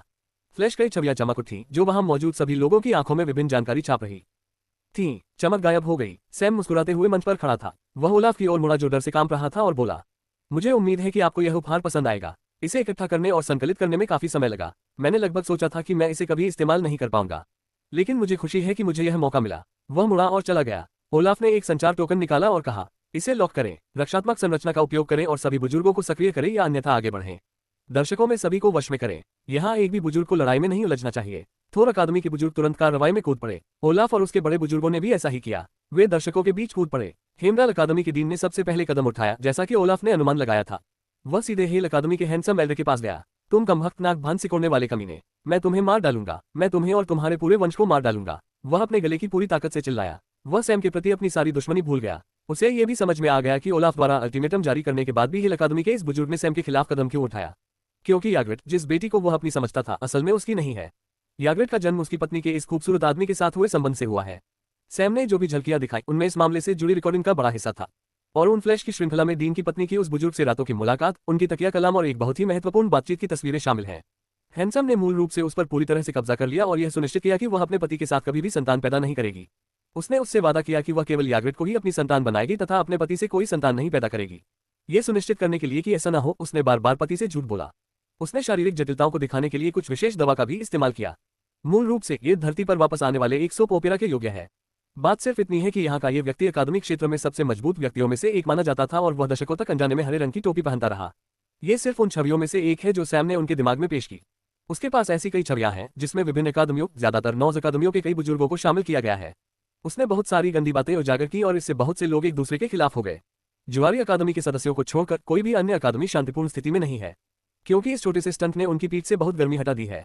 ओलाफ के त्वरित उपायों ने सुनिश्चित किया कि कोई झगड़ा न हो। उसने अपने बुजुर्गों और अन्य 9 अकादमियों के कुछ बुजुर्गों की मदद से सभी को घेर लिया और फिर उन्हें शहर के भीतर उनके निर्धारित आवासों तक पहुंचाया। वो बस सभी को खुशी खुशी विदा देने के अलावा और कुछ नहीं चाहता। हालांकि वह जानता था कि उन्हें जल्दबाजी में भेजने से झगड़े के लिए अंतराल और अवसर पैदा हो सकते हैं। इसलिए उसने जल्दी से एक शेड्यूल तैयार किया ताकि एक के बाद एक अकादमी नियमित अंतराल पर स्पेस गेट का उपयोग कर सके, थोर अकादमी और उसके बुजुर्गों की पूरी निगरानी में। जैसे ही गैम्बलर अकादमी की टीम अपने निवास पर वापस गई, कोरस से लेकर टीम के सहायक सदस्यों तक सभी लोग उसे देख रहे थे। हर कोई बहुत सी चीजों के बारे में उत्सुक है। पॉकेट डायमेंशन और उसे क्रैक करने में उसकी भूमिका एक बात है, लेकिन इतनी सारी जानकारी होने के बावजूद वे सोच रहे हैं कि क्या उसके पास और भी कुछ है और किस हद तक। अब उनके लिए यह विश्वास करना और भी असंभव हो गया कि उनका हमसे कोई गहरा संबंध नहीं है। वे घर में ही रहे और सैम अपने कमरे में ही रहा, जबकि वह खुद को ठीक कर रहा था। वह कम से कम इतना तो कह सकता है कि वह बुरी तरह से घायल हो गया था और भले ही वह कितना भी अच्छा दिख रहा हो, वह अपनी सबसे अच्छी स्थिति से कोसों दूर था। जब वह कमरे में ध्यान कर रहा था, अचानक उसने ऊर्जा दृष्टि से अपनी आंखें खोली। कमरे के बीच में उसके सामने काले धुंधले मानव जैसा आकार मंडरा रहा था। कृपया सैम, घबराओ मत, मेरा तुम्हें कोई नुकसान नहीं पहुंचाना है, वह आकृति ठंडे स्वर में बोली। सैम ने कोई जवाब नहीं दिया और चुपचाप देखता रहा। मेरा मानना है कि अपनी बुद्धि के स्तर से आप ये पता लगा सकते हैं कि मैं यहाँ क्यों हूँ और मेरा संबंध किससे है। सेठ अकादमी, सैम ने अनुमान लगाया और दूसरा पक्ष जोर से हंस पड़ा। वास्तव में मैं तुम्हारे बारे में गलत नहीं हूँ, इसलिए मैं यह मान रहा हूँ कि आप मेरा उद्देश्य भी जानते हैं और मुझे आशा है कि आप इसे पूरा करने में मेरी मदद कर सकते हैं। काला कोहरा, सही, आप और मैं दोनों जानते हैं कि यह ऐसी जगह पर है जहां इसे नहीं होना चाहिए था और इसका प्रयोग ऐसे व्यक्ति पर किया गया जहां इसका प्रयोग नहीं किया जाना चाहिए था। उस आंकड़े से कोई प्रतिक्रिया नहीं मिली है। मैं भी जोखिम उठाकर यह मान लूंगा। आप खुलेआम मुझसे यह पाने की कोशिश नहीं कर सकते और आप इसके लिए मुझे मार भी नहीं सकते, क्योंकि मेरे मरते ही आप इसे खो देंगे। अभी भी कोई जवाब नहीं, तो मुझे ये समझने में मदद करें, मैं इस कोहरे को छोड़ने के बारे में क्यों सोचूंगा। मेरे पास ये होने के कारण सेठ अकादमी को मुझे सुरक्षा प्रदान करनी होगी। उन्हें यह सुनिश्चित करना होगा कि न तो बाहरी कारकों से और न ही मेरी अपनी गलतियों से मेरी मृत्यु होगी। इसलिए जब तक मैं अकादमी में रहूंगा, अकादमी मेरी सुरक्षा सुनिश्चित करेगी। मैं वह लाभ क्यों छोड़ूंगा। और अंततः उत्तर आया, इस पर मेरा विश्वास करो सैम, शायद तुम अपनी बुद्धि को ज्यादा आंक रहे हो। क्या तुम सच में सोचते हो कि तुम सेठ अकादमी के सबसे बड़े रहस्य को अपने बंधक के रूप में रख सकते हो और हमसे लाभ उठा सकते हो? क्या आपने कभी बाघ की गर्दन पर पैर रखने के बारे में सुना है? सिर्फ इसलिए कि बाघ सो रहा है और थका हुआ है, आप अपना पैर उसकी गर्दन पर नहीं रख सकते, क्योंकि एक बार आप अपना पैर हटा देंगे और दबाव कम कर देंगे तो वह आपको एक झटके में निगल जाएगा। मुझे यकीन नहीं है आपने रूपक को सही ढंग से समझाया है। मुझे भी यकीन नहीं है, लेकिन मुझे यकीन है कि तुम्हें संदेश मिल गया है। हमारे साथ मत खेलो सैम, बस कोहरा सौंप दो और हम तुम्हें अपना मुआवजा देने में उदार होंगे। अन्यथा तुम सेठ अकादमी और उसके सभी सहयोगियों को अपने दुश्मनों की पहले से ही लंबी सूची में जोड़ दोगे, और जो हमारा है उसे लेने के लिए हम लाइन भी काट सकते हैं। आखिरकार हम अपने दुष्ट तरीकों के लिए जाने जाते हैं और हमने अपने अनुभव से यह पाया है कि मौत की धमकी के अलावा भी किसी व्यक्ति को तोड़ने के कई तरीके हैं, और उनमें से कुछ तो मौत से भी ज्यादा डरावने हैं। कम से कम हम इस बात पर सहमत हैं। और मौत से भी ज्यादा डरावनी चीज है प्रतिष्ठा और सम्मान। इन दोनों को आसानी से नष्ट किया जा सकता है और जानकारी के जरिए हेरफेर किया जा सकता है। एक विराम सा आ गया, कोई भी नहीं बोला। अंततः सैम ने कहा, खैर मुझे इस बारे में सोचने दो। मुझे यकीन है कि अगर मैं अब सहमत भी हो जाऊं तो भी आप लोगों के लिए कोई रास्ता नहीं है। अभी मेरी बात मान लो, ये बहुत ज्यादा ध्यान आकर्षित करेगा, इसलिए जब मैं गैम्बलर अकादमी में हुई घटना को सुलझा लूंगा तब हम फिर मिलेंगे। ठीक है, आपके शब्द, बाद में मिलते हैं सैम। आप भी एल्डर ट्राइक। काली आकृति गायब होने से पहले थोड़ा कांपी। इस समय शहर के दूसरी तरफ सेठ अकादमी के बेस में उनमें से एक बुजुर्ग ने अपनी आंखें खोली। उसका चेहरा आश्चर्य, सदमे और निराशा से भरा हुआ था। मनोरंजन, उन्होंने ये कहते हुए अपने माथे को पकड़ा और अपने चांदी जैसे बालों को एक तरफ कर दिया। ये बच्चा मेरी सोच से कहीं अधिक दिलचस्प है। जल्द ही सैम और गैम्बलर अकादमी की नॉस क्षेत्र छोड़ने की बारी आ गई। इस बार ओलाफ, वह स्वयं उन्हें ले जाने के लिए आए। वे ओलाफ के नेतृत्व में धीरे धीरे सड़क पर चले, जिसने जोर देकर कहा कि सैम उनके साथ चले। उसे डीन की ओर से एक अनुरक्षण। हम इस सम्मान के लिए किस बात के ऋणी हैं? मैं बस बात करना चाहता था। तुम मुझे बेवकूफ बना सकते थे। मुझे नहीं पता था कि तुम्हारी चुप्पी इतना कुछ कह सकती है। तुम ऐसा क्यों करते हो सैम? उफ, एक और सवाल पूछने वाला बुजुर्ग। कितने लोग मुझे इन सवालों के साथ दफनाएंगे? पहले लिंगतियान और अब तुम। बस मुझे जवाब दो, तुम्हें ये रास्ता क्यों चुनना पड़ा? मैं आपके साथ आए अन्य लोगों की गतिविधियों पर नजर रख रहा हूँ। उनमें से किसी का भी, यहाँ तक कि एक का भी दृष्टिकोण आपके जैसा नहीं है। वे ध्यान आकर्षित करते हैं, वे संसाधन प्राप्त करते हैं, वे प्रतिस्पर्धा को खत्म करते हैं, वे घोटाले भी करते हैं और दूसरों को धोखा देते हैं। लेकिन आप जिस हद तक जा रहे हैं उससे कहीं भी नहीं। जब देवताओं ने ये पूछा तो मुझे आश्चर्य हुआ, लेकिन मैं थोड़ा खुश भी था, थोड़ा उत्सुक भी। मैंने सोचा आखिरकार देवता अपने अनुयायियों पर पर्याप्त ध्यान दे रहे हैं, भले ही वे बस एक खेल खेल रहा हूं। पर अब उन्होंने आपको हमारे ऊपर डाल दिया और हमारे हाथ बांध दिए, हमें कुछ भी करने नहीं दिया। अगर ऐसा ना होता तो तुम्हें तो उसी समय मर जाना चाहिए था जब तुमने पहला स्टंट किया था। क्या तुम्हें यकीन है तुम इस तरह से खुलकर इस सब के बारे में बात कर सकते हो? जुआरी अकादमी के छात्र, वे बहुत ज्यादा गपशप में लगे रहते हैं। वे इसे जंगल में आग की तरह फैला देंगे। मुझे परवाह नहीं है। मैं समझना चाहता हूं कि आपका लक्ष्य क्या है, क्योंकि बार बार आपके स्टंट अकादमिक क्षेत्र को विनाश की कगार पर धकेल दिया। आपने दबाव बहुत ज्यादा बढ़ा दिया है और यह एक कंटेनर की तरह है जो फटने के लिए तैयार है। मैं जानना चाहता हूं कि आप क्या करना चाहते हैं ताकि मैं रिसाव को रोक सकूं और दबाव को कम कर सकूं। सैम और उनकी कंपनी के बाकी लोग अंतरिक्ष द्वार पर पहुंच गए। जब बाकी लोग अंदर गए, सैम वहीं खड़ा ओलाफ को देख रहा था। उस समय उसने अकादमी के शानदार डीन को नहीं देखा। उसने सिर्फ एक थका हुआ आदमी देखा जो उन जिम्मेदारियों से दबा हुआ था जिनका उसे सामना करना था। वह सबसे आसान रास्ता जानता था, बस सैम को मार दो और काम खत्म हो जाएगा, सब कुछ खत्म हो जाएगा। लेकिन उस पर प्रतिबंध लगाए गए हैं, दूसरे खिलाड़ियों को मारने के लिए नहीं। भले ही ऐसी कोई पाबंदी न हो, फिर भी उसे यह सोचकर थोड़ी शर्म महसूस हुई। अपने ही हाथों एक कमजोर दिव्य विमान दीक्षा साधक को मारना, ये सब किस लिए? क्योंकि वह इतनी कमजोर खेती वाले साधक द्वारा पैदा की गई परेशानी को नहीं झेल सकता था। उससे सदियों छोटे किसी व्यक्ति ने उसे ऐसा महसूस कराया। उसे शर्म से भी ज्यादा महसूस हुआ। वह स्वयं को इतना छोटा और तुच्छ महसूस करता था कि वह अपने पद के लगभग अयोग्य था। लेकिन वह एक बच्चा उसके लिए बहुत बड़ी मुसीबत खड़ी कर रहा है। उसे पता था कि इस घटना की वजह से पूरा नॉर्थ क्षेत्र जल उठेगा। सबसे बुरी बात यह है कि इसमें शामिल हर पक्ष को पता है कि उनके साथ छल किया जा रहा है। अब इसमें शामिल सभी पक्षों का यह भी मानना है कि सैम हब से अधिक जुड़ा हुआ है और उनकी आशंकाएं सही साबित हो रही हैं। हालांकि उन्होंने जिन मामलों का खुलासा किया वे बहुत अधिक संवेदनशील हैं। वे हब द्वारा उन्हें प्रदान की जाने वाली वृद्धि और समृद्धि से कहीं अधिक मूल्यवान चीज से संबंधित है। यह उनका अहंकार है। हजारों लोगों द्वारा सम्मानित अकादमी का डीन अब व्यभिचारी बन गया है। एक महान बुजुर्ग जो केवल अपने आदेश से 100 लोगों को नष्ट कर सकता है, किसी ने उसे ठग लिया।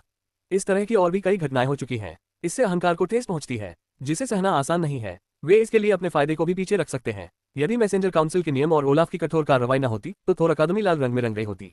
सैम देख सकता था कि ये सारे विचार ओलाफ के दिमाग में एक अराजक बारूदी सुरंग बना रहे थे। वह सिर्फ नजर से ही उस सारी अराजकता को देख सकता था। मुझे तुम्हारे लिए लगभग बुरा लग रहा है। लगभग तुम अपने भगवान के द्वारा मुझे यहाँ भेजने और तुम्हारे हाथ बांधने के परिणामों से बहुत निराश हो। तुम अपने घर को मेरे द्वारा पैदा की जा रही अव्यवस्था से बचाने नहीं दे रहे हो। हालांकि तुमने कभी भी उस सारी अव्यवस्था के बारे में शिकायत नहीं की जिसे तुमने उसी भगवान के लिए खड़ा किया और छुपाया। मैं खुद भी पाखंडी हूँ, मुझे गलत मत समझिए, लेकिन मैं अपने पाखंड से अच्छी तरह वाकिफ हूँ। आप मुझसे पूछ रहे हैं कि मैं ऐसा क्यों कर रहा हूँ और मैं जो दबाव बना रहा हूँ उसमें सेंध लगाना चाहते हैं। लेकिन क्या आपने कभी अपने भगवान से यही सवाल पूछना बंद किया है? उससे कहो कि वह मुझसे निपटे। उससे कहो कि वह मुझे इस जगह से बाहर निकाले। चूंकि उसने तुम पर यह बोझ डाला है इसलिए। उससे कहो कि वह इसे हटा दे। यहाँ तक कि उस रिसाव के लिए भी उनसे सलाह ले। मैं भी आपके जितना ही निराश हूँ या उससे भी ज्यादा। मैं अपनी मर्जी से इस अकादमी में नहीं हूँ। मैं यहाँ इसलिए हूँ क्योंकि मुझे यहाँ रहने के लिए मजबूर किया गया है। और मैं जो भी अराजकता फैला रहा हूँ वह सिर्फ मेरे मजबूर किए जाने का नतीजा है। यह मेरा प्रतिशोध है। यदि आप मुझसे इतने निराश हैं तो इसका कारण यह है कि जिस ईश्वर से आप इतना प्रेम करते हैं वह आपको ऐसा करने के लिए मजबूर कर रहा है। अब उसकी सेना के खिलाफ जवाबी कार्रवाई शुरू करो और शायद तुम्हें कोई रास्ता मिल जाए। इन शब्दों के साथ सैम ने नॉर्थ क्षेत्र छोड़ दिया। वह गैम्बलर अकादमी में वापस चला गया। जैसे ही उसने ऐसा किया डव वहां उसका इंतजार कर रहा था। जैसा कि फ्रेशमैन टूर्नामेंट के साथ हुआ था वैसा ही ओलंपियन क्षेत्रीय समारोह होना था, लेकिन तनाव के कारण इसे रद्द कर दिया गया। मैं बस आपको सूचित करना चाहता था। धन्यवाद। खैर, मैं तुमसे कुछ पूछना चाहता था। यह क्या है? वह घन, वह चमक, क्या तुमने इसे बनाया? हाँ, कैसे? तुम मुझे कितना मूर्ख समझते हो? नहीं, मैं इसे बनाने की प्रक्रिया नहीं जानना चाहता, लेकिन मेरा मानना है कि इससे बहुत मदद मिलती है। मैं जानना चाहता हूँ कि जो तकनीक अभी कुछ समय पहले लिंग तियान के हाथों में थी वह आपके हाथों में कैसे आएगी? और वह जानकारी जो केवल हब पर ही हो सकती थी, क्या तुम वाकई हब से जुड़े हो? क्या तुम पर लगे सारे संदेह पूरी तरह सच हैं? सैम ने बस कंधे उचकाए और चला गया। वह इन सवालों का जवाब नहीं दे सकता था। उसके पास करने के लिए बहुत सारे काम हैं। वह दूर चला गया। उन्होंने इंटर अकादमी टूर्नामेंट में बहुत समय गंवाया है। जियोस अकादमी के साथ उनका काम लगभग पूरा हो चुका है। चौथी कक्षा के अधिकांश बच्चे मर चुके हैं। इकारस के मामले से संबंधित बड़े लोग नष्ट हो चुके हैं तथा उनकी नौकरी भी चली गई है। सैम द्वारा फैलाई गई गलतफहमियों के कारण ओलंपियन अकादमियों के बहुत से वरिष्ठ और प्रशिक्षक मारे गए हैं। यह एक बहुत ही साफ सुथरी घटना है और वे वास्तव में बहुत अच्छी तरह से खून बहा रहे हैं। जल्द ही या बाद में वे हब के प्रति अपने ऋण के साथ बह जाएंगे। फिलहाल उन्हें पीछे की सीट पर बैठा दिया गया है। उसे अब अन्य अकादमियों पर ध्यान केंद्रित करने की आवश्यकता है। प्रबंधकों के लिए अब ब्रेक काफी हो चुका है। वह अन्य अकादमियों में भी बहुत व्यवधान पैदा कर रहा है। वह बस इस बात पर विचार कर रहा है कि उसे थोर अकादमी के साथ जाना चाहिए जो पहले से ही पूरी तरह से तैयार है, या किसी अन्य अकादमी के साथ जिसके साथ ने कुछ नींव रखी है। ऐसा करने से पहले उन्हें कुछ बैठकें करनी होंगी। अगली सुबह उसने वह छोटा सा समारोह पूरा किया जिसमें उसे पुरस्कार दिए गए। ये पुरस्कार ओलंपियन क्षेत्र की ओर से प्रतियोगिता में अच्छे परिणाम प्राप्त करने के लिए दिए गए थे। उसके बाद कुछ नहीं हुआ। सैम को उम्मीद थी कि जिन अकादमियों से वह नाराज था उनसे उसे भारी प्रतिक्रिया मिलेगी। टीम की लड़ाई में उसने जो हत्याएं की उससे उसने कई अकादमियों की संभावनाओं को खत्म कर दिया। सभी अकादमी क्षेत्रों में लगभग 60 से 70 अकादमियां, और उसने विभिन्न क्षेत्रों में संभावनाओं को मजबूत करके ढेर सारे संसाधन ले लिए। अन्य अकादमियों के लिए इस सब में सबसे बुरी बात यह है कि जिन लोगों को उसने मारा था उन पर भी उसका बहुत सारा पैसा बकाया है। उन्होंने अनुबंध में ये दुष्ट धारा डाल दी कि जीवित रहते हुए उनकी अधिकांश संपत्ति जो उनके नाम पर थी उनकी मृत्यु के बाद उनकी जेब में उनकी हो जाएगी। उन्हें उम्मीद थी कि इन परिवारों के लोग उनके पास और जुआरी अकादमी में आएंगे। हालांकि अभी भी अकादमी में बाहरी लोगों को जाने की अनुमति नहीं है, लेकिन उन्हें उम्मीद थी कि इससे जुड़ी अकादमियां इसके लिए आगे आएंगी। लेकिन ऐसा कुछ नहीं हुआ। वह अकेला रह गया। उसने तो यहाँ तक सोचा कि वह तय समय से पहले ही अनुबंध के अनुसार कर्ज चुकाने की मांग कर देगा ताकि भालू को थोड़ा बहुत परेशान कर सके। उन्होंने उस आग्रह को अपने अंदर दबा लिया, इसलिए उसने कुछ और किया। उसने अपने दोस्तों के साथ गुप्त कमरे में एक बैठक आयोजित की। केंद्र, तो जब मैं गया था तब तुम लोग क्या कर रहे थे? तुम्हारी साधना कैसी चल रही है? सैम एक बड़ी मुस्कान के साथ पूछा। ठीक है, मुझे लगता है। फिलिप ने बस कंधे उचका दिए। बाकी लोगों ने भी सामान्य उत्तर दिए। सैम, मैं हमेशा तुम्हें ये बताना चाहता था, तुम छोटी छोटी बातें करने में कभी अच्छे नहीं रहे हो। जैक ने कहा कि अब उसकी बारी है। सैम ने सिर हिलाया और कहा, ठीक है, मैंने आप लोगों को यहाँ कुछ पूछने के लिए बुलाया है। यह क्या है? मैं चाहता हूं कि आप सभी जल्द से जल्द सफलता प्राप्त करें और दूसरी कक्षा में प्रवेश करें। वे सभी सिर हिलाकर सहमत हो गए, क्योंकि यही तो वे काफी समय से सोच रहे थे और कर रहे थे।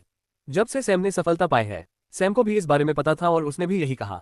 जैसा कि आप जानते हैं, मुझे देवताओं से मिशन तब मिला जब मैं दूसरी कक्षा में पहुंच गया। अन्य खिलाड़ियों को भी यह मिलेगा और केवल जब वे सभी इसे प्राप्त करेंगे, तभी मैं इस मिशन से आगे बढ़ सकता हूं और प्राप्त कर सकता हूं अधिक मिशन। मैं उन्हें शीघ्र सफलता की ओर धकेलने के लिए उत्सुक हूं। मैं चाहता हूं कि आप लोग भी उनके बराबर रहें। एक और बात भी है, जेब के आयाम में जो गड़बड़ मैंने की थी और ये टूर्नामेंट में धमाका हो जाएगा। जैसा कि हम बात कर रहे हैं, मुझे यकीन है कि बहुत से लोग हिंसा पर प्रतिबंध हटाने के बारे में संदेशवाहक परिषद पर दबाव डालने की कोशिश कर रहे हैं। एक बार ऐसा हो जाए तो हर कोई मुझ पर डोरे डालने की कोशिश करेगा। आखिरी स्टंट से मैंने उन्हें ऐसा करने पर मजबूर कर दिया। विश्वास करो कि मैं ही आपका रास्ता हूं। ऐसा कोई रास्ता नहीं है कि वे इसके लिए बंदूक न चलाएं। इतने लंबे दमन के बाद हर कोई एक दो मुक्के मारने के लिए बेताब होगा। हम जा रहे हैं उसी क्षण हमला करने के लिए। मैं चाहता हूं कि आप लोग उस क्षण दूसरी श्रेणी की ताकत के साथ तैयार रहें ताकि मैं आप दूसरे दर्जे के बच्चों से निपटते हैं। सैम ने कुछ और निर्देश दिए और उन्हें छोड़ दिया। वह अकादमी में वापस गया जहां डीन का निमंत्रण उसका इंतजार कर रहा था। सैम वॉर्टन के कार्यालय में गया जहां डीन के अलावा दो अन्य लोग उसका इंतजार कर रहे थे। डोव और लिंगतियान के चेहरे पर गंभीरता के भाव थे। वे उसके आगमन की प्रतीक्षा कर रहे थे। तुम कहां चले गए? मैंने तुमसे कहा था कि अभी अपने कमरे में ही रहो। डव ने तुरंत उसे देना शुरू कर दिया। सैम ने बस कंधे उचकाए और आराम से बैठ गया। वॉर्टन ने लिंगतियान को बोलने के लिए इशारा किया। ऐसा लग रहा था कि वह इतना ऊब गया है कि जोर से बोल नहीं पा रहा है। आपने जो भी गंदगी फैलाई है, उसके आधार पर यह कहना सुरक्षित है कि आप सभी की हत्या सूची में सबसे ऊपर हैं। मुझे यकीन है कि आप उस हिस्से को समझते हैं। बिल्कुल, मुझे यकीन है कि आप भी सोच रहे होंगे कि आखिर कोई हमला क्यों नहीं हो रहा है। आपने शायद यह अनुमान लगाया होगा कि कोई हिंसा पर रोक को तोड़ देगा। एक आदमी आशा कर सकता है, ऐसा नहीं होगा। सभी को बहुत नुकसान हुआ है, इसलिए अहंकार भी फिलहाल पीछे है। हालांकि इसका मतलब यह नहीं है कि वे इस प्रतिबंध को खत्म करने के लिए दबाव नहीं डाल रहे हैं। वास्तव में लगभग सभी अकादमियों के डीन इस प्रतिबंध को खत्म करने के लिए दबाव डाल रहे हैं। उनमें से ज्यादातर ताकि वे आपसे निपट सके, कुछ लोग स्थिति का फायदा उठाने के लिए। कई अकादमियां कमजोर हो गई हैं और वे उन्हें बाहर करना चाहते हैं। रैंकिंग में बदलाव भी यहाँ एक महत्वपूर्ण भूमिका निभाता है। इस वजह से कुछ अकादमियों ने अपना स्थान बदल दिया है। वैसे भी कारण चाहे जो भी हो, बहुमत सीमा खोलने पर जोर दे रहा है। आप ही वह व्यक्ति हैं जो यहाँ सबसे अधिक जोखिम में है। ऐसा नहीं है कि अकादमी आपकी रक्षा नहीं करेगी, लेकिन मुझे नहीं पता कि हम सभी दिशाओं से हम पर केंद्रित सभी ताकतों के साथ कितना अच्छा प्रदर्शन कर सकते हैं। कम से कम आपके द्वारा किया गया आकर्षक स्टंट कुछ दबाव कम करता है। इसलिए मुझे लगता है कि आपके पास खुद पर दबाव कम करने के लिए कुछ उपाय हो सकते हैं। मैं आपके साथ उपायों पर चर्चा करना चाहता हूं ताकि हम युद्ध विराम खुलने के बाद होने वाले नुकसान को कम कर सकें। सैम ने सिर हिलाया और कहा, मेरे पास कुछ उपाय हैं। मैं आपकी अकादमी को होने वाले नुकसान को कम करने की कोशिश करूंगा। इसकी चिंता मत करो। सैम अपनी बात जारी रखने वाला था, लेकिन वह रुक गया। लिंगतियान ने यह देखा और कहा, अकादमी की क्षति को कम करने में यह निश्चित रूप से लाभकारी होगा, लेकिन मैं ये भी सुनिश्चित करना चाहता हूं कि आप सुरक्षित रहें। मैं ये भी चाहता हूं कि आप इतने सारे दुश्मन बनाना बंद कर दें ताकि आप थोड़ा और लंबा जीवन जी सकें। जैसा कि मैंने कहा, ज्यादा चिंता मत करो। मैं सिर्फ ये जानना चाहता हूं कि युद्ध विराम समाप्त होने से पहले मेरे पास कितना समय है। हम पहले से जो जानते थे उसके अनुसार हमें टूर्नामेंट समाप्त होने के बाद ही इस पर निर्णय लेना चाहिए था। खैर, आपने जो किया उसका व्यापक प्रभाव पड़ा है। निर्णय लेने वालों के पीछे के लोग वर्तमान परिदृश्य से अभिभूत हैं और चर्चा में व्यस्त हैं। मैं ये सुनिश्चित करूंगा कि निर्णय होने के बाद आपको अवश्य सूचित किया जाए। हालांकि आप आश्वस्त रह सकते हैं कि सभी पक्षों को संतुष्ट करने वाला निर्णय लेने में कम से कम 2 सप्ताह का समय लगेगा। धन्यवाद, यह मददगार होगा। खैर, जैसा कि मैंने पहले कहा, मैं अकादमी पर दबाव कम करने के लिए यथासंभव उपाय करने का प्रयास करूंगा। मैं इस पर तुरंत काम शुरू करने जा रहा हूं। सैम उन्हें छोड़कर अपने छात्रावास में वापस चला गया। वह एक गहरी सोच में डूब गया। करने के लिए बहुत सी चीजें हैं, सीमित समय है। पूरा अकादमिक क्षेत्र वर्तमान में तूफान से पहले की शांति की स्थिति में है। ये जल्द ही विस्फोट होने वाला है और उसे अपने सभी ठिकानों को कवर करने की आवश्यकता है। कुछ समय बाद वह एक निर्णय पर पहुंचा और चुपके से हब के पास वापस चला गया। वह डुआर्ट क्षेत्र में निर्मित हब से जुड़ गया। एक पक्षी कठपुतली चुपके से डुआर्ट क्षेत्र के हब के ऊपर से उड़ी और सेट की अकादमी में चली गई। यह उनकी निगरानी में अंतराल के माध्यम से उड़ गई और अकादमी के अंदर एक निवास के सामने उतरी। जैसे ही वह उतरा, एल्डर ट्राइक बाहर आया और चेहरे पर मुस्कुराहट के साथ पक्षी कठपुतली को देखने लगा। उसने एक पल सोचा और अपने स्टोरेज से कलाई बैंड निकाला। ज्यादातर लोगों की तरह उसने कलाई बैंड को नष्ट नहीं किया, क्योंकि ज्यादातर लोगों की तरह उसके पास कोई ऐसा रहस्य नहीं था जिसका हब फायदा उठा सके। उन्होंने इसे हटाने का एकमात्र कारण दिखावे को बनाए रखना है। जैसे ही उसने कलाई पर पट्टी बांधी, पक्षी कठपुतली आगे की ओर उड़ गई। वह नई चमक के साथ सक्रिय हो गई। बड़े ने उसे पकड़ लिया और अंदर ले आए। जैसे ही वे अंदर पहुंचे, कठपुतली की आंखों में सैम की छवि उभर आई। हेलो, मैं आपके मुझसे संपर्क करने का इंतजार कर रहा था, ट्राइक ने मुस्कुराते हुए कहा। वही, मैं भी तुम्हारा इंतजार कर रहा था, लेकिन मेरे पास करने के लिए बहुत सारे काम हैं। मैं अब और देर नहीं कर सकता था। मुझे यकीन नहीं था कि सही समय कब होगा। मैंने सोचा ओलंपियन क्षेत्र में मेरी उपस्थिति अनावश्यक परिस्थितियों को जन्म देगी। ये ठीक है, अब जब हम यहाँ आ गए हैं तो आइए सौदे की शर्तों पर चर्चा करें। लेकिन ऐसा करने से पहले मेरे पास कुछ जानकारी है जो शायद आप देखना चाहें। मेरी रुचि है। सबसे पहले मुझे पता है कि उस काले कोहरे का उद्देश्य क्या है, और जिस आदमी को आपने चुना है, जिस आदमी से मैंने ये काला कोहरा चुराया है, वह आपके उद्देश्य को पूरा नहीं करता है। ट्राइक एक क्षण के लिए स्तब्ध रह गया और फिर उसकी मुस्कान लौट आए। कोहरे के उद्देश्य के बारे में आप क्या जानते हैं? आप जितना जानते हैं उससे कहीं ज्यादा। मैं इसमें बहुत गहराई में नहीं जाना चाहता। मुझे यकीन है कि अकादमिक क्षेत्र के गठन के लिए इस तरह की चर्चा के लिए सबसे बढ़िया दर्शक नहीं होंगे। हालांकि मेरे पास कुछ जानकारी है जो आपको मेरे ज्ञान के बारे में आश्वस्त कर सकती है। सैम ने विराम लिया और छवि बदल गई। एक नया प्रक्षेपण सामने आया जिसमें एक बूढ़े आदमी, एक अधेड़ उम्र के आदमी और एक युवा आदमी का वीडियो दिखाया गया। युवक शिलालेख वाली मेज पर लेटा हुआ है। वह पूरी तरह नंगा है। झुकी हुई पीठ और अत्यधिक भूरे रंग के साथ बूढ़ा आदमी बहुत धीमी गति से आगे बढ़ रहा था क्योंकि उसने युवक में कुछ सर्जिकल बदलाव किए थे। उसने युवक के दिल को बैंगनी रंग के दिल से भी बदल दिया जिस पर हजारों शिलालेखों के पैटर्न अंकित थे। ट्राइक की आंखें चौड़ी हो गईं और आर्मरेस्ट पर उसकी पकड़ मजबूत हो गई। उसने कुर्सी तोड़ दी और गुस्से में खड़ा हो गया। उसका आभामंडल लगभग नियंत्रण से बाहर हो गया था और खुद को नियंत्रित करने में कामयाब होने से पहले उसने बहुत कुछ खो दिया था। सर्जरी की प्रक्रिया पूरी होने के बाद वीडियो में की गई बातचीत की ही पुष्टि हुई है।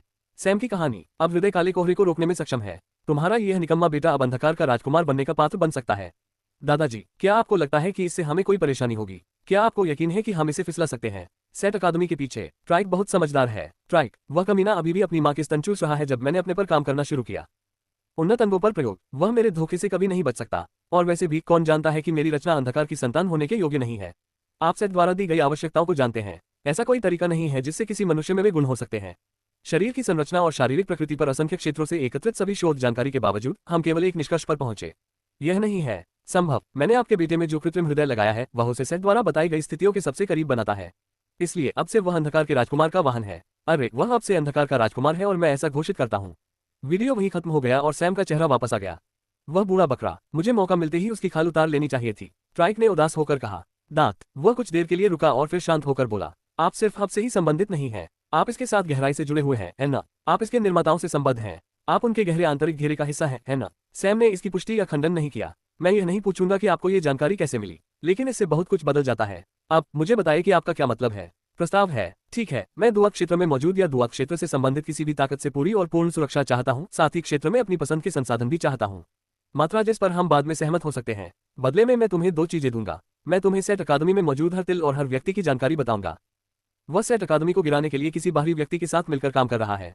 ये जानकारी भी दी गई है कि द्वार क्षेत्र में आप लोगों पर किसका किसी प्रकार का प्रभाव है और आपके खिलाफ जो साजिशें चल रही हैं। अकादमी। दूसरी बात यह है कि मैं तुम्हें अंधकार का राजकुमार दूंगा। अंधकार का एक सच्चा राजकुमार जो आपकी आवश्यकताओं को पूरा करता है। अंधकार का असली राजकुमार। मैं यह नहीं कह सकता कि मैं मोह में नहीं हूँ। ट्राइक ने अपना धैर्य बनाए रखा। उसके चेहरे पर आश्चर्य या प्रसन्नता का कोई चिन्ह नहीं था, न ही संदेह का कोई भाव था, लेकिन उसका हृदय अत्यंत उथल पुथल में था। मुझे यकीन है कि आप होंगे, क्योंकि मैं जानता हूं कि राजकुमार आपके और सेट अकादमी के बाकी लोगों के लिए कितना महत्वपूर्ण है। दशकों की चुप्पी के बाद सेट ने आप लोगों को यही मिशन दिया है। मुझे यकीन है कि इसके लिए आपको कीमत चुकानी होगी। तो फिर मुझे एक बात बताओ, तुम मुझे अंधकार का राजकुमार कैसे दिलवाओगे? मेरा विश्वास करो, अब ज्यादा जगह नहीं बची है। हमने एक ऐसे व्यक्ति की तलाश की है जो जहाज बनने की सभी आवश्यकताओं को पूरा कर सके। खैर, उस वीडियो का एक हिस्सा ऐसा है जिससे मैं पूरी तरह सहमत हूँ। उस बूढ़े आदमी ने कृत्रिम रूप से एक व्यक्ति बनाने के बारे में जो कुछ भी कहा वह वास्तव में सच है। हालांकि उन्होंने जो दृष्टिकोण अपनाया वह पूरी तरह गलत है। उसने हृदय को बदल दिया। उसने एकदम अच्छे हृदय को एक कृत्रिम हृदय से बदल दिया जो कुछ मरे हुए प्राणियों के ऊतकों से बना है। ये केवल शिलालेखों पर चलता है और बहुत अधिक ऊर्जा की खपत करता है, जिससे पौध की खेती में बाधा आती है। उस साधना को बढ़ाने के लिए आपको फिर से अन्य कृत्रिम तरीकों का उपयोग करना होगा। हालांकि इस दृष्टिकोण के साथ कुछ दीर्घकालिक मुद्दे भी जुड़े हैं। हृदय रक्त को दूषित कर रहा है और उसमें उत्परिवर्तन कर रहा है। यह उत्परिवर्तन पूरे शरीर में फैल रहा है और कोशिकीय स्तर पर ऊतकों को बदल रहा है। जल्दी या बाद में पूरा शरीर सड़ जाएगा और वह कमोबेश एक ऐसा प्राणी बन जाएगा जो आधा मरा हुआ और आधा जीवित होगा। दोनों भाग एक दूसरे का विरोध कर रहे हैं और इस प्रक्रिया में समग्र रूप से क्षमता को नष्ट कर रहे हैं। यही इस सबका अंतिम परिणाम होगा। हालांकि मेरे पास शरीर को फिर से बनाने का एक शानदार तरीका है जिस पर इनमें से कोई भी प्रभाव नहीं पड़ेगा। आपको बस एक एस्ट्रल प्लेन साधक को खोजने की जरूरत है जिसकी शारीरिक संरचना आवश्यकताओं के सबसे करीब हो। मैं इसे वहीं से शुरू करूंगा। ट्राइक सब कुछ समझने के लिए एक क्षण के लिए चुप रहा। आप एक शरीर का पुनः निर्माण कर सकते हैं। क्या आप कृत्रिम रूप से एक संविधान बना सकते हैं जिसकी मुझे आवश्यकता है? मैं न तो इसकी पुष्टि कर सकता हूं और न ही इसका खंडन कर सकता हूं। मैं बस इतना कह सकता हूं कि आपको अंतिम परिणाम वही मिलेगा जो आप चाहते हैं। आप अचानक इतने सहयोगी क्यों हो गए हैं? जहां तक मेरी जानकारी है, जिस क्षण से आपने इस अकादमिक क्षेत्र में कदम रखा, आप इसके मूल तत्व के प्रति शत्रुतापूर्ण हो गए। तुमने मुसीबतें खड़ी की, तुम्हारे सामने आने वाले हर व्यक्ति को अपना दुश्मन बना लिया। अब आप अचानक एक अच्छे व्यक्ति बन गए हैं। किसने कहा मैं हूं? मुझे एहसास हुआ कि मैं टीम मुकाबले में बहुत लालची हो गया था और अपनी क्षमता से ज्यादा का लालच कर बैठा। लेकिन मैं अभी भी अनुबंध रद्द नहीं करना चाहता और अपने दरवाजे पर आई सारी दौलत को ऐसे ही हाथ से जाने नहीं देना चाहता। इसलिए मैं बस अपनी स्थिति को बेहतर बनाने और खतरे को कम करने का प्रयास कर रहा हूं। मुझे यकीन है कि द्वार क्षेत्र में भी मेरे कुछ नए दुश्मन हैं जो मुझे तोड़ने की कोशिश कर रहे हैं।